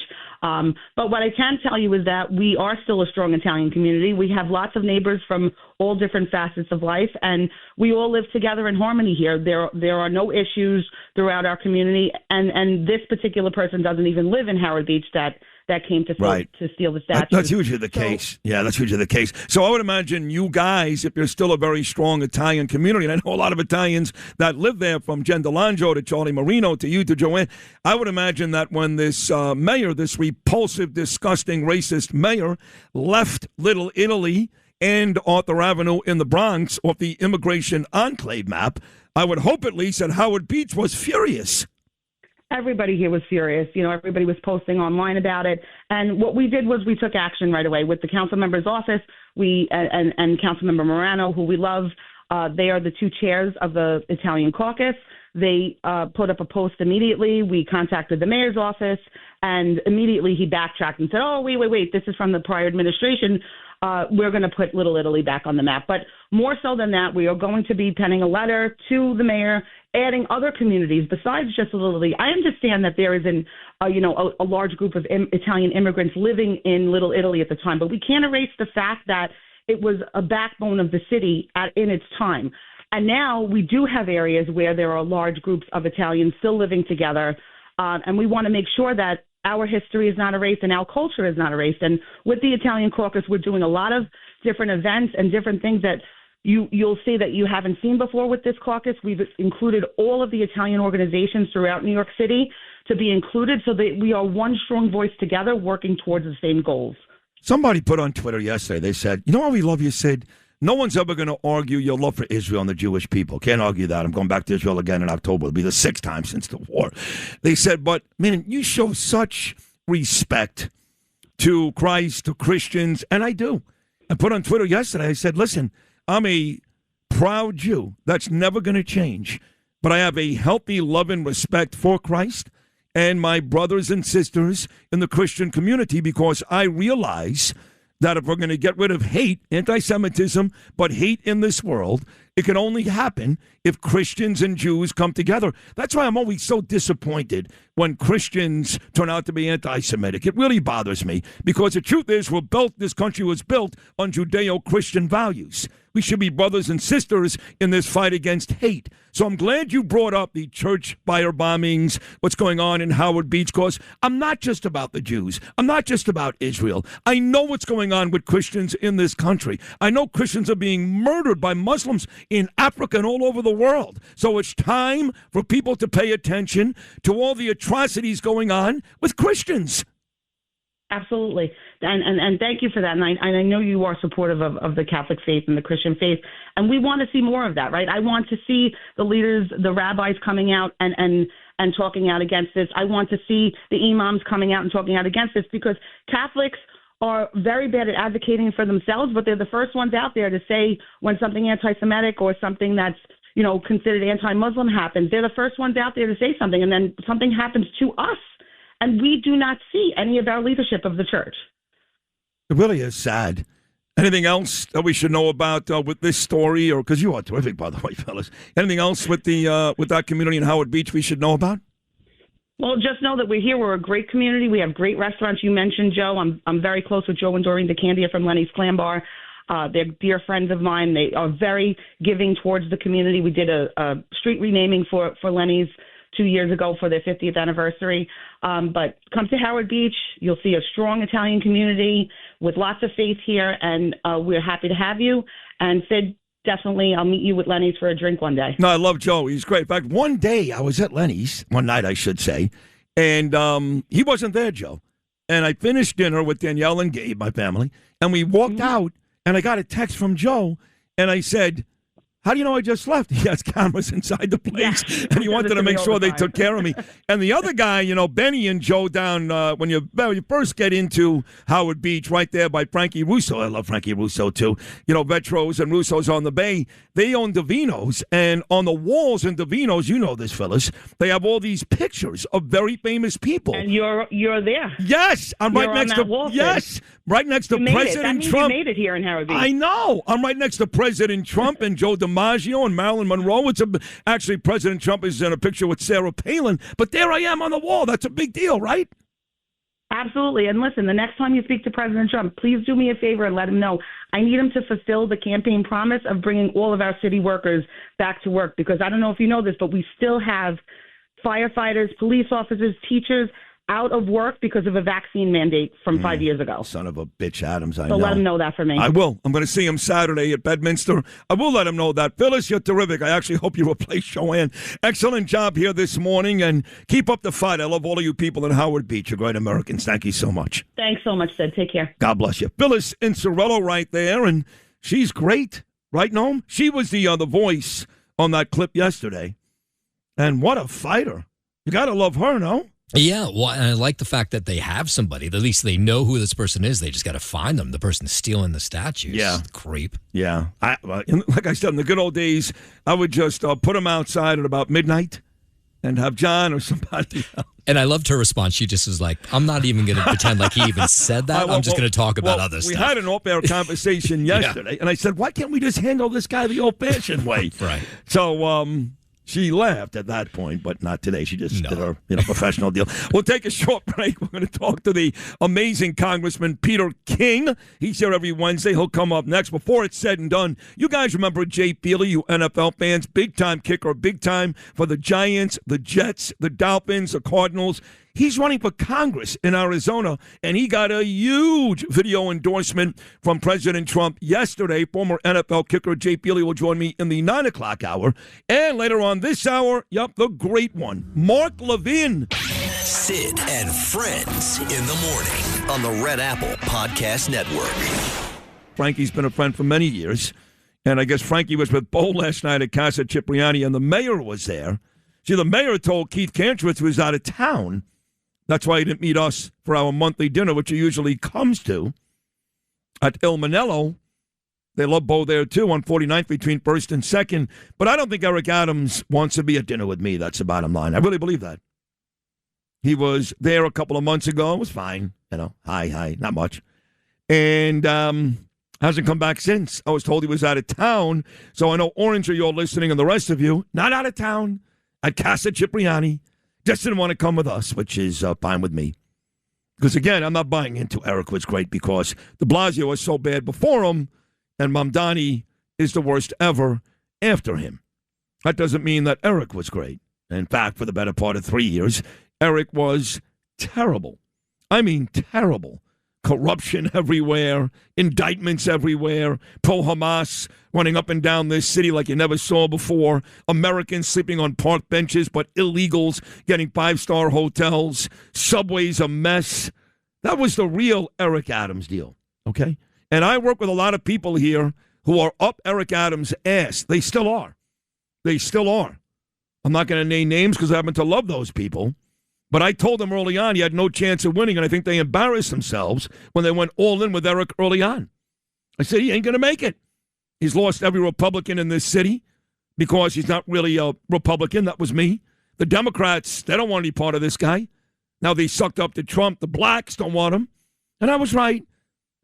He couldn't even make it through the damn race. He had to quit before in a race where Curtis got 7%. That's all you need to know.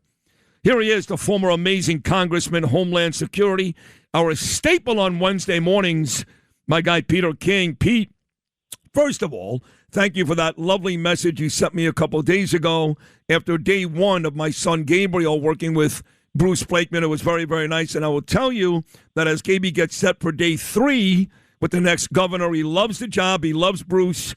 And Bruce has been making waves, now down by just 5 or 6 points. Things are looking good, Pete King, for Bruce Blakeman. No, Bruce is really on the move. And let me just say, as far as your family, I've met all 4 of you, and there's no doubt who the bottom person is. That's you. And it's a tie for number 1 with Danielle, Gabe, and Ava. And it really is. Talk about it. You're on the top of the league and the bottom of the league. He's got great. Gabe was great. It really is. Remember the night we were in Gargiulo's and Gabe was there with his friend? I was there with my your grandson Jack Melissa was there. Yep, Melissa. You and Melissa were arm wrestling. Yeah. Gabe and Jack were talking back and forth. Yeah. You were arguing with the waiters. We sat at John Gotti's table. Everything. Yes. It was terrific. Great night. We did. That was after Gotti and Sammy had Paul Castellano rubbed out at Spark Steakhouse. People don't know this, but Gotti called an emergency meeting of the 5 families at like 1 o'clock in the morning, and they had it at Gargiulo's in Coney Island, and we sat at that exact table. You still remember that? You love that, Pete, right? It was a great time. Great time, really was. Yeah. It was. And look, Bruce is up in the northern part of the state today. You know, I called him last night. I'm going to be honest with you. I called him to say maybe we should consider reaching out to Elise Stefanik and getting her endorsement. Now, I've reached out to Elise a couple of times over the last couple of weeks. She had a new book out, and I wanted to help her promote her book. She did not answer any of my requests, any. She hates me. And truth be told, I think Bruce also reached out to her, and he got nothing. So even though I thought it may have been a good idea, it looks like she's angry, she's resentful. And I don't know why. She should have stayed in the race. She had plenty of money, upwards of $15 million, plenty of support in the northern part of the state. But like a coward, she jumped out. And Bruce Blakeman is fighting the good fight. So in the end, he's the hero. No? He really is. And Bruce is doing a great job. And, you know, you and I have commented on before about some of the Republicans who said Bruce can't win. Bruce is doing a great job. He's going everywhere. Yeah, he started off 20 points behind. That makes sense.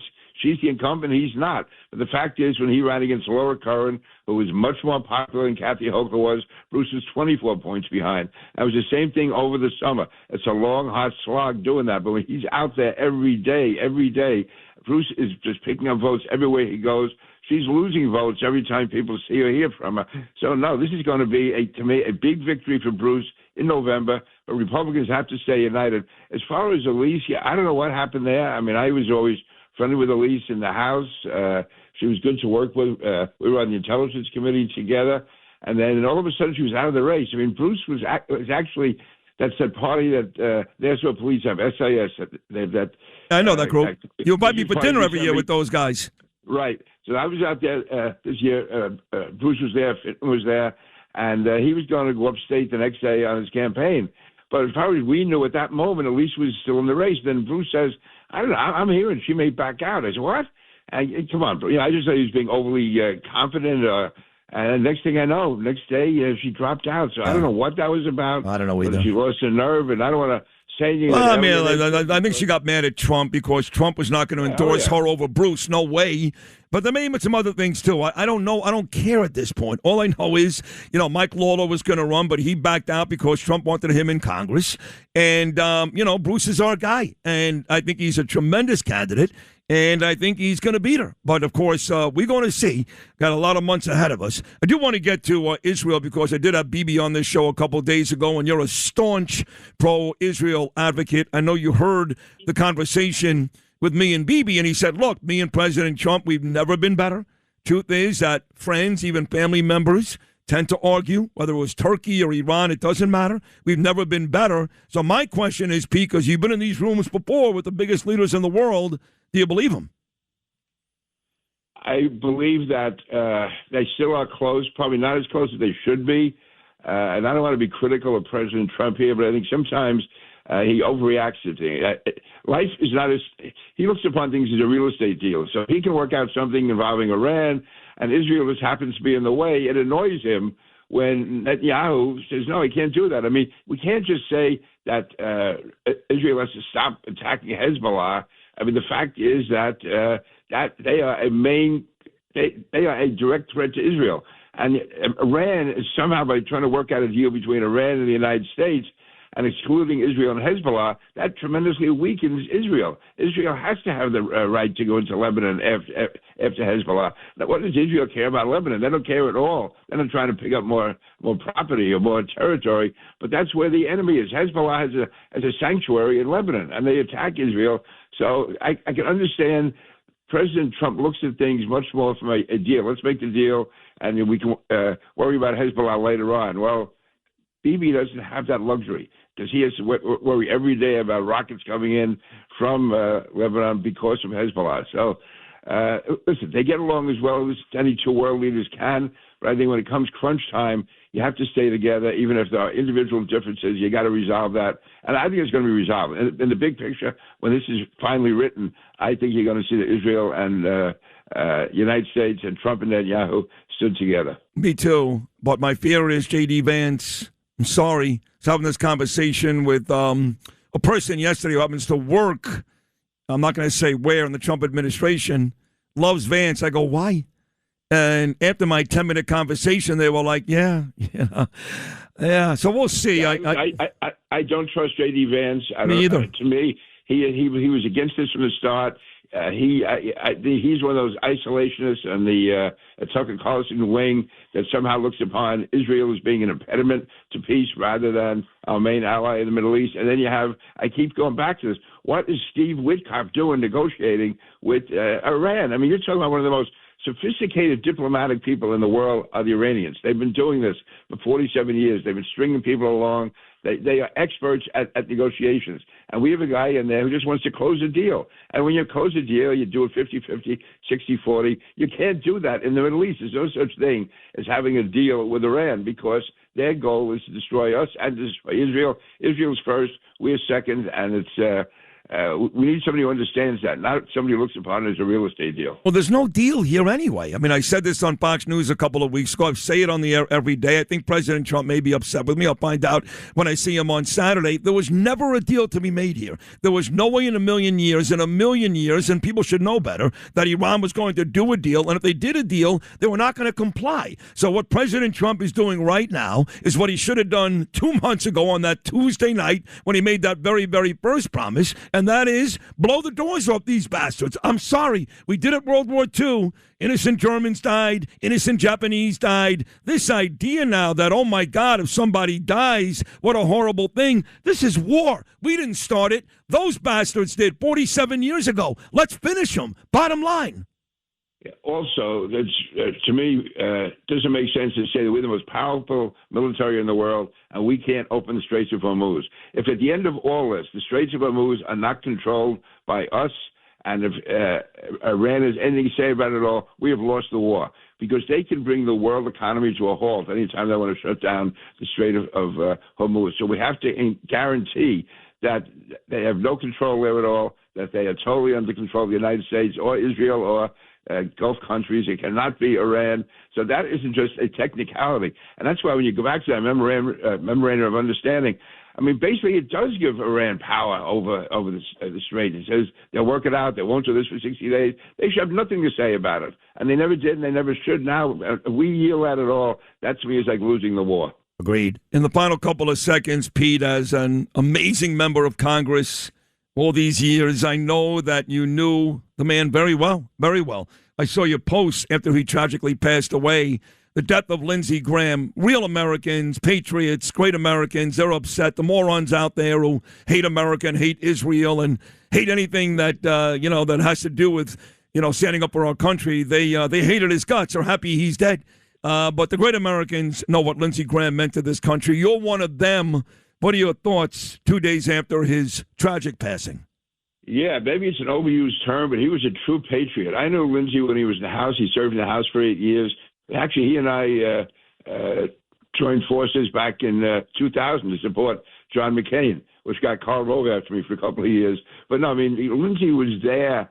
He was just a true American. He loved the country. I never saw him having a dark moment. Unlike you and me, I never saw Lindsey lose his temper. No. He could really, he could disagree, but he was just a wonderful guy. Well, he did lose his temper, and he was right. Thank God for him at that ridiculous Brett Kavanaugh hearing. Right, yes, right.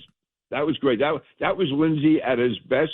But many of us had seen Lindsey before. We saw other versions of that. He is a fighter. That's why he said he would never, ever back down. For a guy with an easygoing personality, he never, ever backed down. What he did with Brett Kavanaugh, because, so many Republicans sat there looking, the Democrats were going out of their way to smear this guy. And, I know, Republicans like hoping for the best, sitting back. And then Lindsey jumped in. That turned that all around completely. That made it impossible for Republicans not to fully support Brett Kavanaugh. But that was, I was not surprised that night to see that. I was delighted. I was pleased. It meant a lot. But having said that, that to me was the Lindsey Graham that we knew and really appreciated so much. I couldn't ask for a better guy. I was proud to call him a friend. And he was just a wonderful human being. I can't say it enough. Sometimes you say it too much, it sounds like you're overdoing it. You can't possibly overdo it when it comes to Lindsey Graham. Couldn't agree more. And you too. You're a great guy, wonderful guy, great politician, but even a better man. Peter King, as always, exceptional job. We love you on Wednesdays. Thank you for this morning. We'll do it again very soon. God bless you. You got it, Sid. Okay. Take care, buddy. Peter King right there, the former amazing congressman, Homeland Security. And don't forget, I have now mentioned 9/11 every day like I promised. I promised we play a cut every day. We'll still do that today, since we celebrated our 250th birthday last Saturday, July the 4th. A lot of these families that have lost loved ones since 9/11, that was not a one-day event. We're coming on 25 years. People are still sick. They're still dying. Still. It's so tragic. And Peter King worked harder than anybody in Congress. You had help from people like, believe it or not, that idiotic comedian Jon Stewart. Sid and Friends in the morning on the Red Apple Podcast Network. I know that elections are coming up, and look, pray to God. I love you like I love Trump. I really do. I adore both of you guys. You know that. I love you. I love Sarah. I love all you guys. But, there is a group of people in Israel and here in America that are rooting for your defeat. Even though you've won 5 of the last 6 elections, are you pretty confident? Because I love what you said to Mark Levin at JNS. I was sitting in the front row looking right at you, BB, when you said, I plan on being here for a long time. I think you meant that, yes? Yes, I did. But let me tell you, I run in every election as if I'm going to lose. It's up to me and my colleagues to make sure we don't. So I never make these gung-ho predictions. I say to my followers, in fact, I will lose unless you guys show up in on voting day. That's really my approach, and I think it's the right one. I intend to be right. I have a lot of big people on this show, Trump, BB, all of them. There's nobody bigger than Mark Levin. I think he's the most important voice in the world. I had Sean Hannity on this show a couple of days ago, Monday when Graham died. I think Mark is the most important and smartest voice in the world. I legitimately love the man. I had the opportunity to spend time with Mark and his lovely wife, Julie, in Israel a couple of weeks ago. It was an honor. In fact, BB was late for that first Sunday night speech, and they had me and Mark fill the time. Mark must have spoken for an hour and a half, and he was brilliant. He does a radio show all over America. He's on this station every night. We're lucky to have him. 2 great shows on Fox News every Saturday and Sunday night. Most importantly, like I said, a dear friend and the most powerful voice in the world today, my friend, the great one, Mark Levin. Good morning, Mark. How are you? Oh, Sid, I'm doing a lot better now. That was very incredible of you. Not true, but thank you. And I do want people to know that you and I are very, very tight, and we text all the time, and we bump into each other all the time, give each other a big hug, and we genuinely do love each other because Sid and I, really, we have the same views about America, Israel, the Islamists, the Marxists, and all the rest of it. And Sid, you're number one in New York for a reason, in the toughest slot, the morning slot. And people love you, and for a very good reason, brother. Thank you. What I said was true, and thank you. I know you're humble. And that is Mark, by the way. He's not he's not just saying that for the air. He's a humble guy, but just brilliant. I will often text you. There's a big admission on air. I'm going to see the president, I think, this Saturday in Bedminster, New Jersey, the summer White House. And I'll often text Mark. I'll go, I think I pissed off the president. I don't know. And then we'll talk about some subject, maybe Iran, maybe Turkey, something out there that is certainly a hot topic. And you'll kind of talk me off the ledge. But it does seem like recently, as much as I adore and love Trump, and I think he's the best president ever, that I've been a bit critical about a whole variety of topics. And people tend to get crazy. Oh, you don't love Trump anymore. That's not true. I can be critical of a few things and still love the president, yes? Of course. I mean, I am as well. And he loves you. He's very, very busy. He's a big fan of mine, and we're big fans of his. We know how important he is to this country. We know he is standing between us and the mob, standing between us and the hard left. I mean, people seem to forget what other Republican presidents have been like, certainly post-Reagan. They've been very milquetoast. They've been very average. It's hard to remember anything profound that they've done, not to put them down, but it's hard to remember everything profound Donald Trump has done. And so, you have to accept the fact that this man's under constant attack, under constant pressure, and I think he's performing brilliantly. Where I think you and I disagree with him is we want to see the Iranian regime destroyed. We want to see them pulled out from the roots up, arm the people there. And some of the leaks against Netanyahu, which I don't think are him, might be some of the envoys and so forth. Because we need Netanyahu in Israel. We need Donald Trump in the White House. This is a strong duo like FDR and Churchill, like Reagan and Thatcher.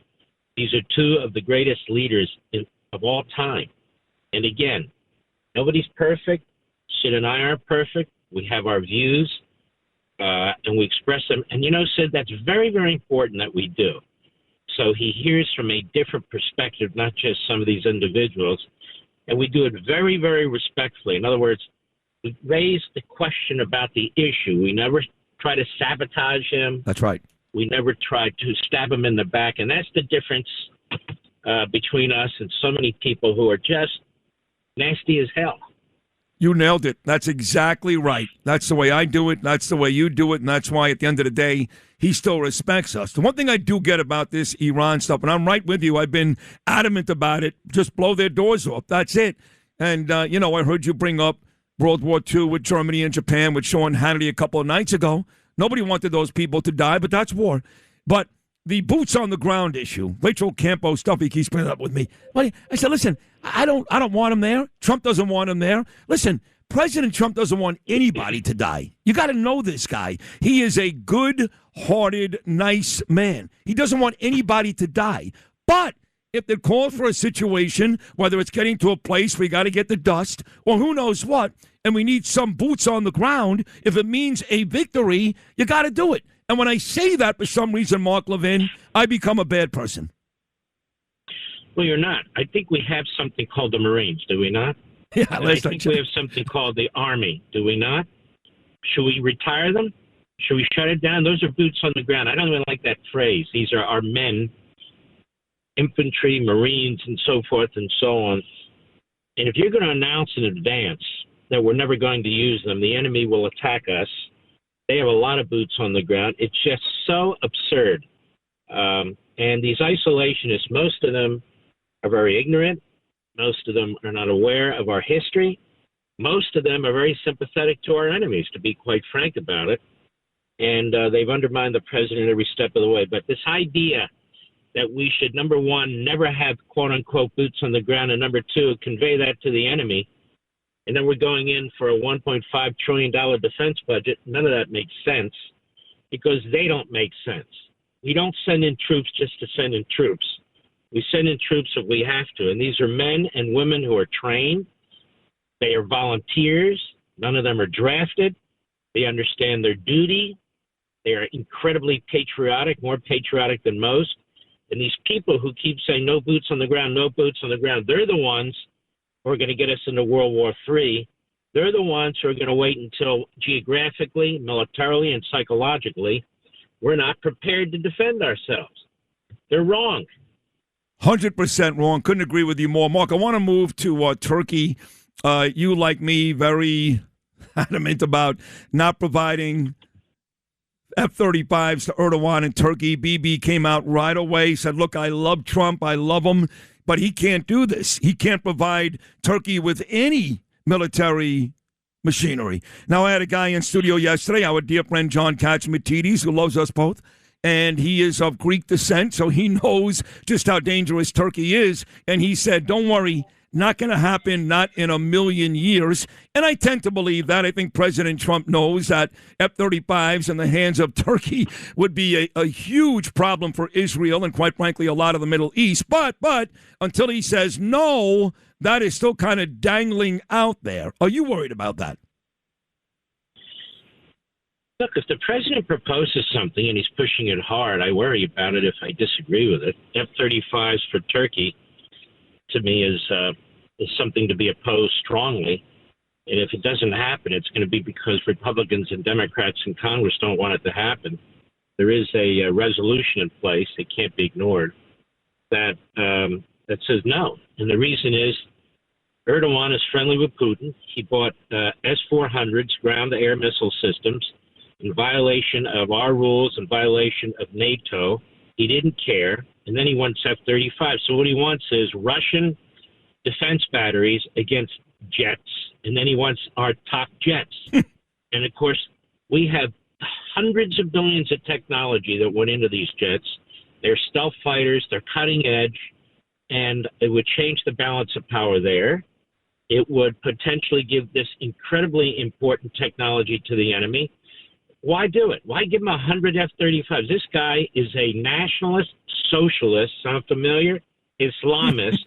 He is constantly threatening Israel, Greece, Cyprus. He's constantly kissing up to Putin.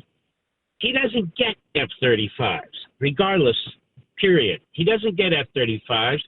It took us 25 years to develop that technology in those jets, and we don't give it to one of the most heinous dictators on the planet, period. And I'm not one of these guys, just to be honest, it'll never happen this side or there. It takes voices like yours and mine and a lot of behind-the-scenes work people don't realize I do and you do to advance good things and prevent what I consider bad things. That's why your voice is so important. Mark Levin joining us right here, the great one, the amazing Mark Levin. You know, I saw you retweet a good friend of mine. We did an event together in the city a couple of weeks ago, Erin Molan from Australia. She's great. She really is great.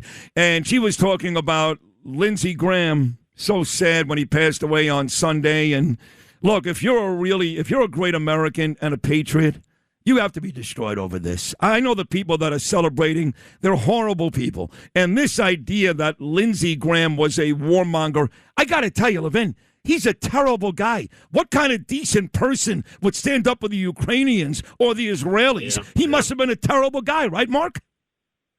It's the same damnable woke right neo-fascist isolationists who really oppose the United States, oppose our military, and oppose us being a superpower, the number one superpower. Lindsey Graham stood with our allies, Israel, Taiwan, Ukraine. Lindsey Graham stood against these vicious Marxist, fascist, Islamist dictators.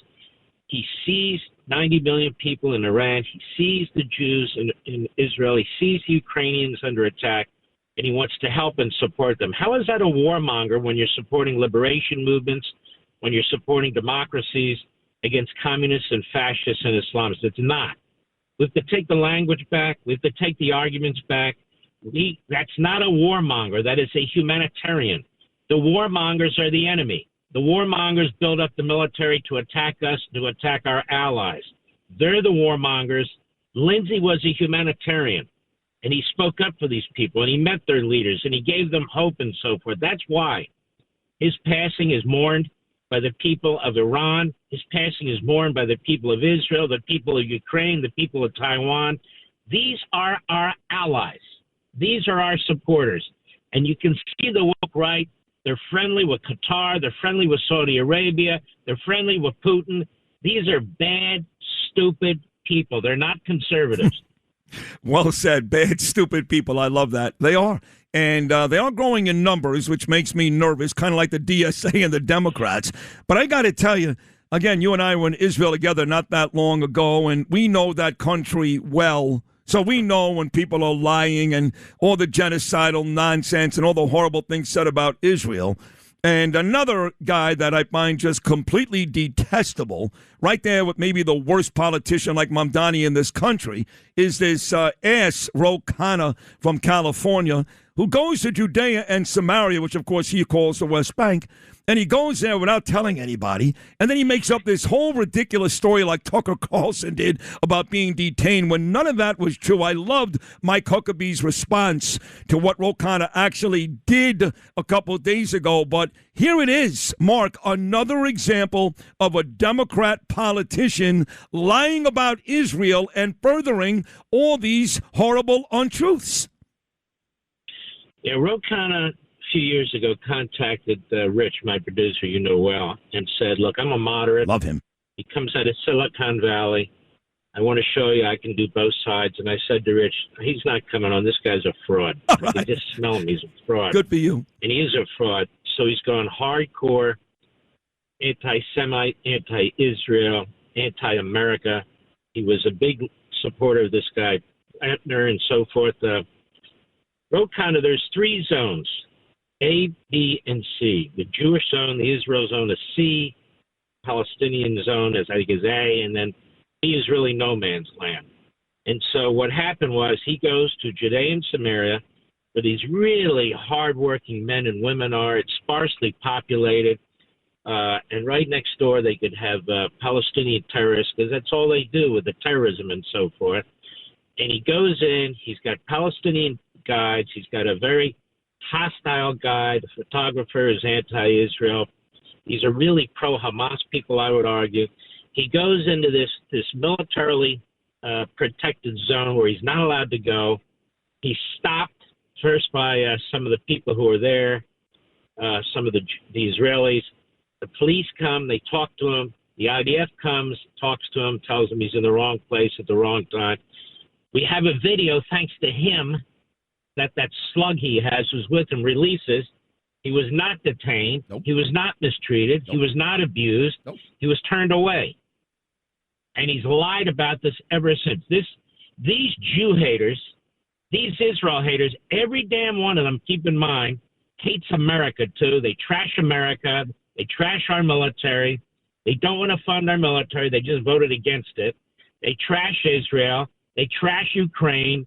These are very, very bad people. And the Democrat Party, once it stood for slavery, once it stood for eugenics and segregation, now it stands for Jew hatred and anti-Americanism. If you're a blue-collar worker, if you're a union guy, and you're a Democrat, you need to get the hell out of that party. They hate your guts. They want to destroy this country. If you're a patriot, you need to get the hell out of that party, because that party is now the enemy. Evie was on a couple of days ago. We were talking about Mamdani, and we all know, of course, that he's a raging anti-Semite. Mark Levin, him, his vile, wretched, disgusting wife, his father, his mother, they all hate the Jews. But Bibi made the point for the folks that go, Sid, enough with Israel. I thought you were America first, which I am. Bibi made the point what you just made, which is usually these anti-Semites, they try to hide it, but they hate America too. And that brings me to Bibi. Now, he's won 5 of the last 6 elections. I got to hear all the time from people in New York, he's done, it's over. Everybody hates him in New York. They hate him in Israel. He keeps winning. I don't think that's true. But I did see a poll a couple of days ago where he is in second place. Some guy moved ahead of him. I don't care. But that's happened before, and Bibi still finds a way to win. Now, I saw your Twitter this morning, and you talked about the Arabs already trying to make sure that Bibi does not win again. How serious is that? The Arabs are actually running ads in Israel against Netanyahu. Saudi Arabia, Egypt, and one of the other ones. So they want Bibi out. The woke right wants Bibi out. The Hamas-supporting Islamist Marxists want Bibi out. Why do they want him out? Because he's the strongest leader in the history of the state of Israel. That's why. Because, as the president says, unbelievable wartime prime minister. The problem in Israel is it's a constant state of war, not because of Israel, but because of the surrounding enemies they have there, which is so horrific.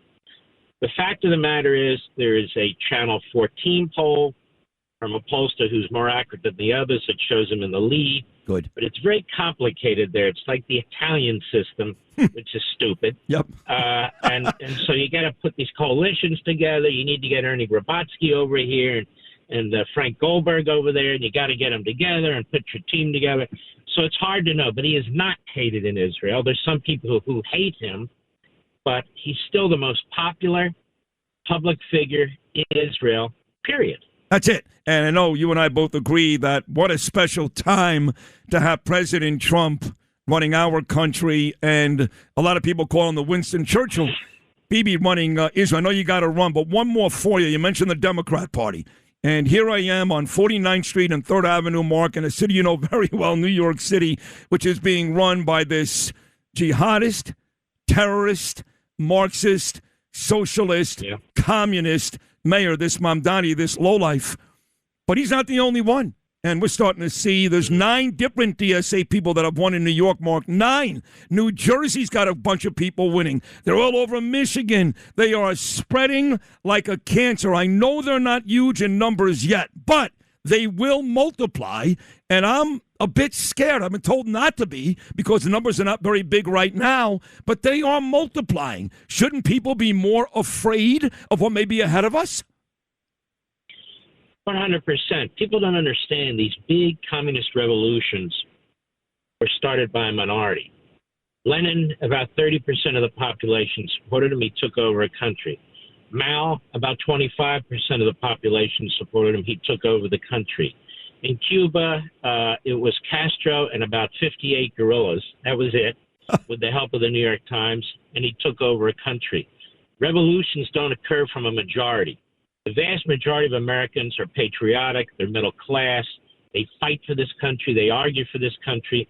But things are swirling around. This minority is aggressive. They wake up every morning trying to figure out how to overthrow the country. And remember, we're a representative republic. So it's not majoritarianism and democracy, it's republicanism. And if they take over the levers of power, like a communist Gramsci, an Italian, told them, top down, not bottom up, you can take over a country. And that is, they've taken over our biggest city. How much more do people need to see? They've taken over Patterson, New Jersey. They've taken over Dearborn, Michigan. It's one state at a time. They build these fortresses. They teach Sharia law. They vote 97%. The imams get them out in the Democrat primaries where you get 28% vote turnout, and they come out 97%, and they win these primaries. One of them elected is enough. Our biggest city in the country has been taken over, and they're depopulating it of Italians and Poles and Germans and Irish and Jews and you name it, because he wants to remake the city. This is ground zero, literally, on the 25th anniversary of 9/11. It makes me sick to my stomach. Seriously, I mean, just imagine we're going to see Rudy Giuliani there, our friend Mark, who was so heroic and just amazing. Yes. And this guy's going to be standing next to him, Mark Levin, Mamdani, standing next to Rudy Giuliani. That's got to be enough to make you vomit right there. It is shocking and it's appalling. And as New York is depopulated of people who don't support Mamdani, and this is what he hopes, it's going to be harder and harder to defeat him because he is literally changing the demographics and the population in New York. He's aiming at the Jews. He's aiming at the Italians. He's aiming at the Irish and the Germans and the Poles. He's doing these things purposely, and people are not going to stay. And so what happens? They're replaced with more Islamists. They're replaced with illegal aliens. They're replaced with Democrats, and these Marxist Islamists are going to run the city. I worry about it a lot. Good that I'm not alone, because I do too, and I'm told, oh, Sid, stop the numbers, and if Mark Levin is right, I said, they're wrong. Thank you. I'm going to end this where I started this. I love Bibi and Trump, but you're my favorite person in the world. You're just an amazing. You are too, brother. You're great. I love you. And you're loyal, and you're smart. And, man, I can't hear enough from you. Your TV show on Saturday and Sunday, your radio show, over 400 stations across America doing an unbelievable job. America is so lucky to have you, Mark Levin. I love you so much. Thank you so much. And Sid, same to you, brother. Your energy is incomparable. It is just very, very important. Keep it up, and God bless you and all your audience there. You too, Mark. Keep it up. And your lovely wife, Julie, as well, who's a lovely lady. There he is, the all-time great, the great one. That's a perfect nickname for the Mark Levin that just joined me just now. 6 to 8 every weeknight right here on WABC. Over 400 stations across America. Big-time TV show on Fox News. The great one, Mark Levin. Sid and Friends in the morning on the Red Apple Podcast Network. I believe today, Lou Rufino, Linda Ronstadt hit 80? Yeah, thanks. You gave my age, now we might as well give her age. Yeah, well, she's got 20 years on you. You're a baby. True. You're a baby compared to her. 80. But Linda, I mean, when we were growing up, she was like a, a sex symbol. Pretty much. In the 70s, yeah. She was with that guy, Gary Hart, the politician in California, and they were like on naked beaches together. No, I don't think it was Gary Hart. Maybe it wasn't Gary Hart. Somebody. Jerry Brown. Jerry Brown, very good. Nicely done. Okay, I thought that. Yeah, good usually job. I'm wrong. No, you got this one right. It was Jerry Brown. For a while, yeah. Right? But it was like Stevie Nicks. Yeah, exactly. They were very similar. That sex symbol. That California, Southern California Yes. thing. 80 years old, Linda Ronstadt. That's unbelievable. Crazy. What a show today. Frank Morano, Phyllis Incerillo did a terrific job talking about Howard Beach, Peter King, and we just spent almost 25 minutes with the great one, Mark Levin. One more great guest to come. This guy was a big-time kicker for many years in the National Football League. He kicked for the Giants and the Jets and the Dolphins, spent time in Arizona, retired, did the on-the-field stuff for CBS with Bill Sims and all those guys. And now he's living in Arizona. He's running for Congress. And he got a huge, huge video endorsement from President Trump just yesterday. And I'm talking about Jay Feely. So we'll talk to Feely, who's in Arizona, coming up in just a few minutes. So I'll check in with Gabriel, see how day 3 is going for my son working with Bruce Blakeman. I'll check in with Ava, see how her day is going with Arthur Idala. She's involved in a major, major case. I'll check in with Danielle, and then we'll come back. Sid and Friends in the morning on the Red Apple Podcast Network. I remember I used to live on the Upper West Side, and it was horrible. My family liked it for some reason. I don't know why Danielle, Gabe, and Ava. Not Ava so much, but I hated it. The apartment was okay, and we had great doormen. Colbert Perez, I loved him, and some other guys, I forgot their names. They were great. And, we were walking distance to a bunch of blown-out buildings on Broadway and a few other nice spots. I still get my body shaved at a barber there on 103rd and Broadway. Did you get that, Noam? Did you get that, Noam? It's 103rd and Broadway, okay. That's in case you need to go do that. What does it cost you to get your whole body shaved? $40. You're kidding. That's actually a pretty good deal. That is. That's not. Do you tip the guy? What's that now? Yeah, of course not. No. Hey, thanks for all that you did here. By the way, I think I'm right with Sully Sullenberg and Bill Ritter. I have no idea where I brought up the West Side just now. How did I start this segment? What was I talking about? You're talking about do you really want to know? Yeah, I do want to know. You were talking about the Lost Boys. The Lost Boys, okay. That wasn't it, you were living on the West Side, and you hated it, but everybody else... No, Ava didn't like it that much either. Right, Ava didn't like it that much either. There was another reason why I did this. You had great doormen, you know their names for some reason. Okay, great. I'm glad you guys were clearly listening. $40 to get shaved. But I was about to make a really important point. No tip. Right, no tip. Well, I don't know what the point was going to be, so now I just can't even continue the conversation about the Upper West Side. There was something important I was about to say, but... It couldn't have been that important. Well, it's gone now. So I'll just move to dinner. Our great dinner last night, which was not on the Upper West Side, rather it was in Midtown on the East Side, 49th, between 1st and 2nd, Il Manello, It's Il, Stevie's the owner, great guy, came here from Kosovo, was a busboy, and ended up buying the place years later. Then he shut it down on Lewis, but then they reopened a couple of years ago, and now they're doing great. And you walk in, he's a handsome guy, wears a suit, looks like $1 million. Pictures on the wall of him with Bill Clinton, Trump, Bo Dietl, Mike Johnson, soon to be a picture of him with Sid Rosenberg and Eric Adams. And we had our monthly dinner there last night. We have it there every month because our great friend Keith Kantrowitz, Power Express, he lives right around the corner. And Keith puts together this dinner every month, and it's great. And Anthony Carone was there last night, and so was Joseph Tacopina. We had a nice discussion, the three of us, and I talked to Artie Idala too. And I do believe that my both dear friends, Frank and Anthony Carone, will be fine. They'll be fine. It's a lousy case. So Anthony was there last night in Tacopina. Andy Alpstein, great lawyer here in New York City, has tickets for the Knicks right on the court. Al Volpe sat next to me last night. That guy owned the China Club. Listen to this cast of people, by the way. Big Asian Chris, Mike Camper, one of the best cops you've got in this city. Spoke to his lovely wife, Marilyn, last night. Marty Scheinman, who's basically the Marvin Miller these days. He'll be sitting there for these baseball negotiations at the end of the year. Matt Adele. Louis' favorite doctor in New York City, the great Brad Wasserman, who took his wife and children to see Ariana Grande in Brooklyn last night. Therese Joffrey, who's working with a whole bunch of political candidates, including Joseph Hernandez, trying to become comptroller. She was there. Leslie Dixon, who works with Ryan Serhant, happens to be friends of Isu and E.B. Sanchez. And the big one, our dear friend, Big Mark Oranger. That's all interesting, but I want to go back to this poor barber on the Upper West Side. Well, so you pay $40 to. Does he use an electric razor to do this thing? And how long does it take him to do? Well, first they use the regular razor they would use for your head. You know? Oh, my God, you're kidding. And then he goes to the sharp one, the one that they take the belt, the leather thing, and sharpen it on?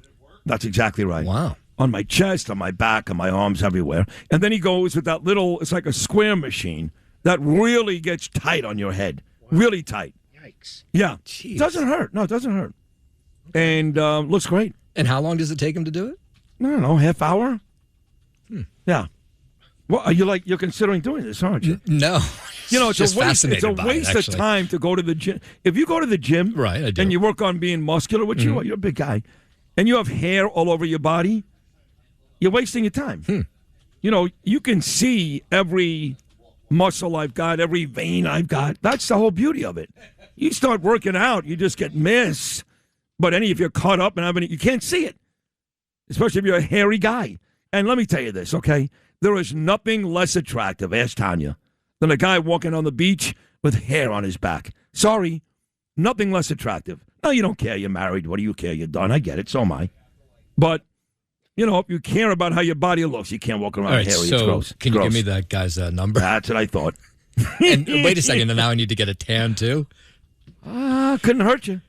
Bright orange. I'll start wearing bright orange suit jackets. This is red. What is orange? Are you? You're like Vinny Testaverde.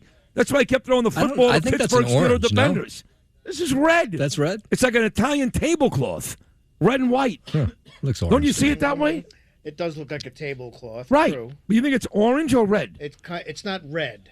So maybe maybe Noam's right. Maybe I'm colorblind. It's closer to red than orange, no? I think so, but it's a little orange. Well, okay. You've got orange lines next, like the squares are more red. I think they're white. I can't tell. I don't know. Huh. Yeah, you may be right. Yeah. All right, we got to take a break because Jay Feely is texting me, and he wants to come on. Yeah. He's running for Congress in Arizona, the former NFL kicker. Trump loves him. Huge video endorsement yesterday. So Jay Feely, former NFL kicker, back on Sid and Friends in the Morning. Sid and Friends in the Morning on the Red Apple Podcast Network. Big hello to Arizona. There's an incredibly important election coming up in your state on Tuesday, July 21st. And I'm asking you to go out and vote for Jay Feely, a friend of mine and a great athlete, to represent Arizona's 1st Congressional District. Jay is a true American first conservative and a natural-born leader. He was elected team captain on 3 different NFL teams. That's pretty good. Jay is a winner, and he knows how to win. He's going to win, and he's going to be great for the people of Arizona. Jay will vote to cut your taxes, slash regulations, bring down the cost of living, and forge the greatest economy in the history of the world. We are doing better now than we have ever done in history. We have $19.2 trillion coming in. That's $16 trillion more than ever before. And it's really special, and Jay is going to help us keep it going. So go out and vote to keep our southern border secure, protect law and order, strengthen our military, defend our veterans. And he will also help you support what we call the Save America Act. We have to get it enacted.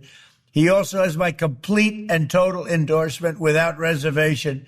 So go out and vote for Jay Feely, the next congressman from Arizona's 1st Congressional District on July 21st. Thank you. 48 yards for Feely to win it.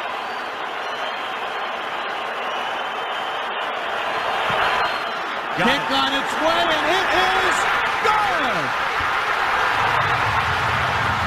His amazing NFL career, which he started before that at Michigan. I believe he was good buddies with Tom Brady.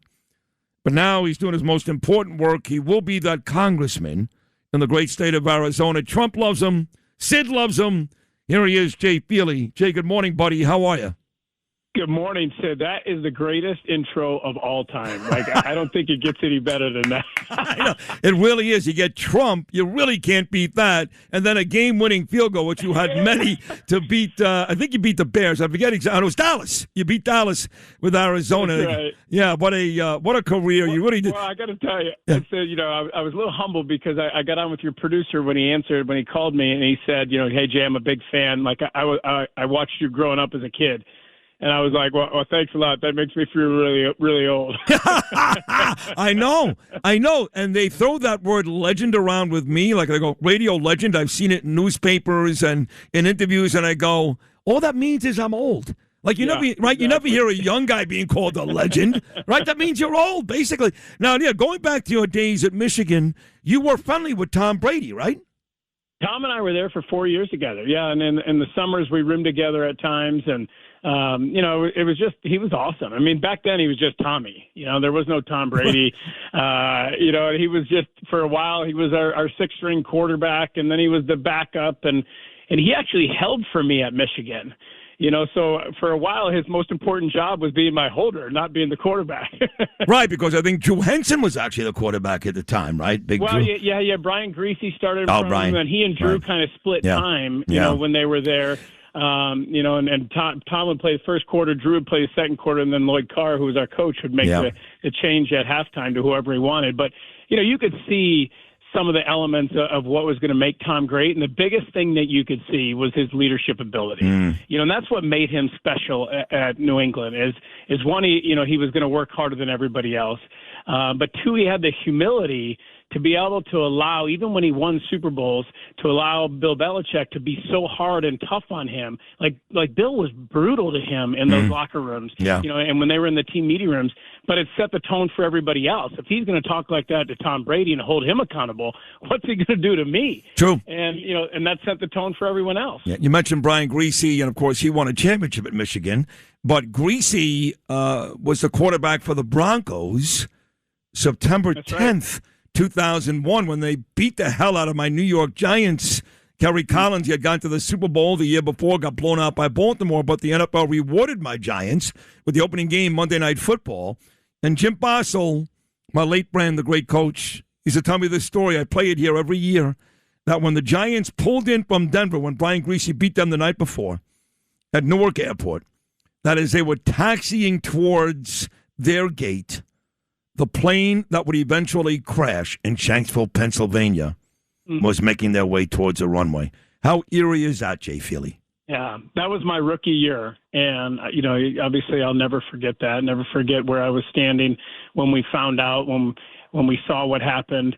And then they canceled the games that week. And then we went out and played the next week. I was wearing an Adidas shoe, and you think about the 3 white stripes of Adidas, right? And I painted them red, white, and blue for that next game. We were actually, ironically, out here in Arizona playing that next game. I was playing for the Falcons. And I painted my shoe for that game. We played that game. I never did it again. I have it in my office. When I do interviews and you see me in the background, that shoe is still sitting up there in my office. It was the only game I wore it. Wow. I painted it red, white, and blue, and it's just special to me. Just like you always say, never forget. You're talking about the Tunnel for Towers. Yep. And I love that organization. I do a lot of their events. And we can't ever forget what happened. Well, we forgot, though. Unfortunate. Well, we did. We What forgot. happened in New York, you forgot it. Exactly right. You're implementing and advocating for exactly the opposite things. The things that they were fighting for. Those people that destroyed 9/11, and now you have socialists in office there in New York that are advocating for those very things, for the destruction of the American empire. You just nailed it, Jay. We did forget.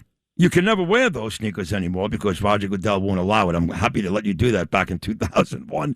The league has changed quite a bit, the woke NFL. I still love the NFL. I watch every second of the Giants and every game, but they've changed quite a bit. But you're right, we forgot here, and that's why you winning in Arizona is so important for America, for President Trump, for the future of my party, the Republican Party. Young, strong, smart. You're the guy. And I don't know where you are today in terms of what the numbers look like, how positive you are leading up to this race in November. Getting endorsement from Trump certainly helps. But what does it look like this morning in your race, Jay? Yeah, this is going to be one of the most important swing seats in the entire country. There's going to be 3 to 5 seats that are going to determine who wins the House and who controls the House. And we know exactly what happens. If the Democrats win and control the House, they're going to impeach President Trump right away. The 4 people that are running in the primary for the Democrats in my race have literally said that that's exactly what they're going to do. The first thing they want to do is impeach President Trump because they don't want him to be able to accomplish anything that he was doing and that he's been able to succeed in doing this first year and a half or so in his term. And they're going to try to make sure that he's not able to do that going forward, and they want to impeach him. And, for me, this seat is so important. It's a Republican seat. It's an R+1 seat, and they're going to make sure that they spend as much as possible to try and buy it. So they're going to spend, say, $30 million on this seat alone. It'll be the most expensive congressional seat in the country. It's one of the reasons I wanted to run, was to make sure that we keep this seat and we keep the House, and we're able to continue to fight against this socialist movement, because that's what now I think the American people are going to see, that you have two choices. You have one choice of the rational that wants America to win, and you have one choice of the irrational that is embracing socialism and that wants America to lose. And you can look exactly at your governor, Kathy Hochul, and what she just did. She just did a one-year moratorium on data storage centers. And even Chuck Schumer there in New York in the last year has talked about how important it is that we win the AI race against China, because either China wins or we win. And whoever wins that AI race is going to control the world's economy for the next generation, going to control the world's security for the next generation. And by doing what your governor just did, and if we do that across the country and we continue to resist and push back and have moratoriums on data storage centers, that is where the compute ability is. That's what runs all of your AI, all of our phones, all of the internet searches, all the TikTok the kids like to use. It's derived from that data storage centers, that compute ability, and all it does is help China. And that's what we need to fight against. We need Bruce Blakeman to win. He's running for governor in this state against that dreaded Kathy Hochul. My son Gabriel, my only son, is actually working for Bruce. Today's day 3 for Gabriel. So you're right about Kathy and Mamdani and all the leaders here, and it is spreading like wildfire. People keep telling me, oh, Sid, the numbers aren't big enough yet. I asked Mark Levin, the great one. He was on this show last hour. I said, am I being crazy? Because I'm actually nervous. He said, no, Sid, you're 100% right. Forget about moderate Democrats. They don't exist anymore. There's no such thing. Dogs. There are no, right? That's over. So, like, for example, President Trump said, Jay Feely, this guy is looking to push the Save America Act. He said that. What normal person, all these Democrats, you couldn't go to Chicago a couple of years ago, Jay, and walk into their convention to see that decrepit cadaver Joe Biden without a piece of ID. Chuck Schumer can't go to the library in New York City without showing ID. You can't go anywhere without showing ID, but they don't want the Save America Act. Can you explain that to me?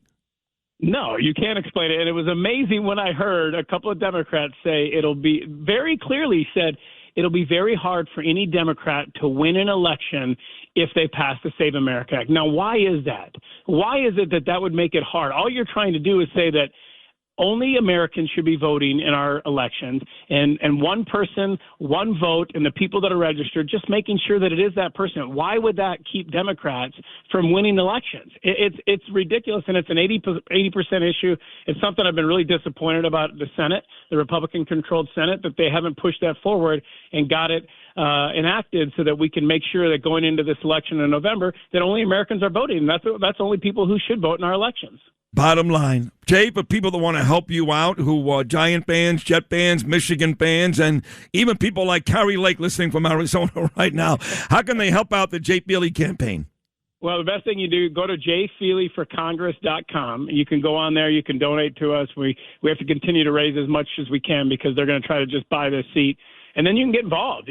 People are coming out. We have volunteers every day, Sid. We've done, in July alone, we've knocked on like 10,000 doors out here and made like 80,000 calls. Wow. And that's what you have to do. You have to make sure that the Democrats don't outwork you, that they don't outspend you, because we have the right ideas, and we need to be able to communicate those ideas. And a lot of times, as Republicans, we don't have the right messengers. Hopefully, I can be one of those messengers that cares about people, that wants to create equal opportunity, but that's going to stand up for the things that have made America great. You are that guy. You're a super, super, super guy, a great American, and what a great choice. Arizona's lucky. Don't F this up, Arizona. Make sure you listen to Trump and Sid, and make sure that Jay Feely wins in November. We'll bring you on a whole bunch of times before that election. I appreciate it, buddy. No, of course, man. You. You two go out there, and I'm sure you're playing golf or something fun today, so have yourself a good time. No. No? It's all election time. It's all meeting people. Really? That's it? Oh, 100%. That's all I'm doing. What are you talking about? Brian Urlacher is waiting on the fourth tee for you right now. Yeah, I know. Ronan probably wants to play, but we got to make sure. There's the most important thing is making sure that we keep this house and continue to make this country great. 100%. Jay, you're great. You really are. We'll talk again very, very soon, buddy. Great job here today. Thank you so much. See you, Sid. God bless you. That's Jay Feely running for Congress in the great state of Arizona, former NFL kicker star, actually, And as you can tell, just a terrific guy. We're done for today. That's it. Hope you enjoyed the program. It was a great one. From Frank Morano to Phyllis Sensorillo to Peter King to Jay Feely to Mark Levin. We got big guests coming up tomorrow, including Bill O'Reilly and Lara Trump. For the great Lou Ruffino, amazing job today as always, Lewis, Justin Ellick, Noam Layden, John Terrett, my man Flippin, he's here today too, and Tanya. As Gene would say, and Joe Nolan, we love you, Joe Nolan. Thanks for listening to Sid and Friends in the Morning. You can hear Sid and Friends in the Morning weekday mornings at 6. If you like the podcast, share it with your friends and listen anytime at WABCRadio.com and download the WABC Radio app. Hit that subscribe button on all major podcast platforms. Plus, follow WABC on social on Instagram, TikTok, Facebook, and X. See you next time for a new episode so you never have to wonder. What the heck is going on here?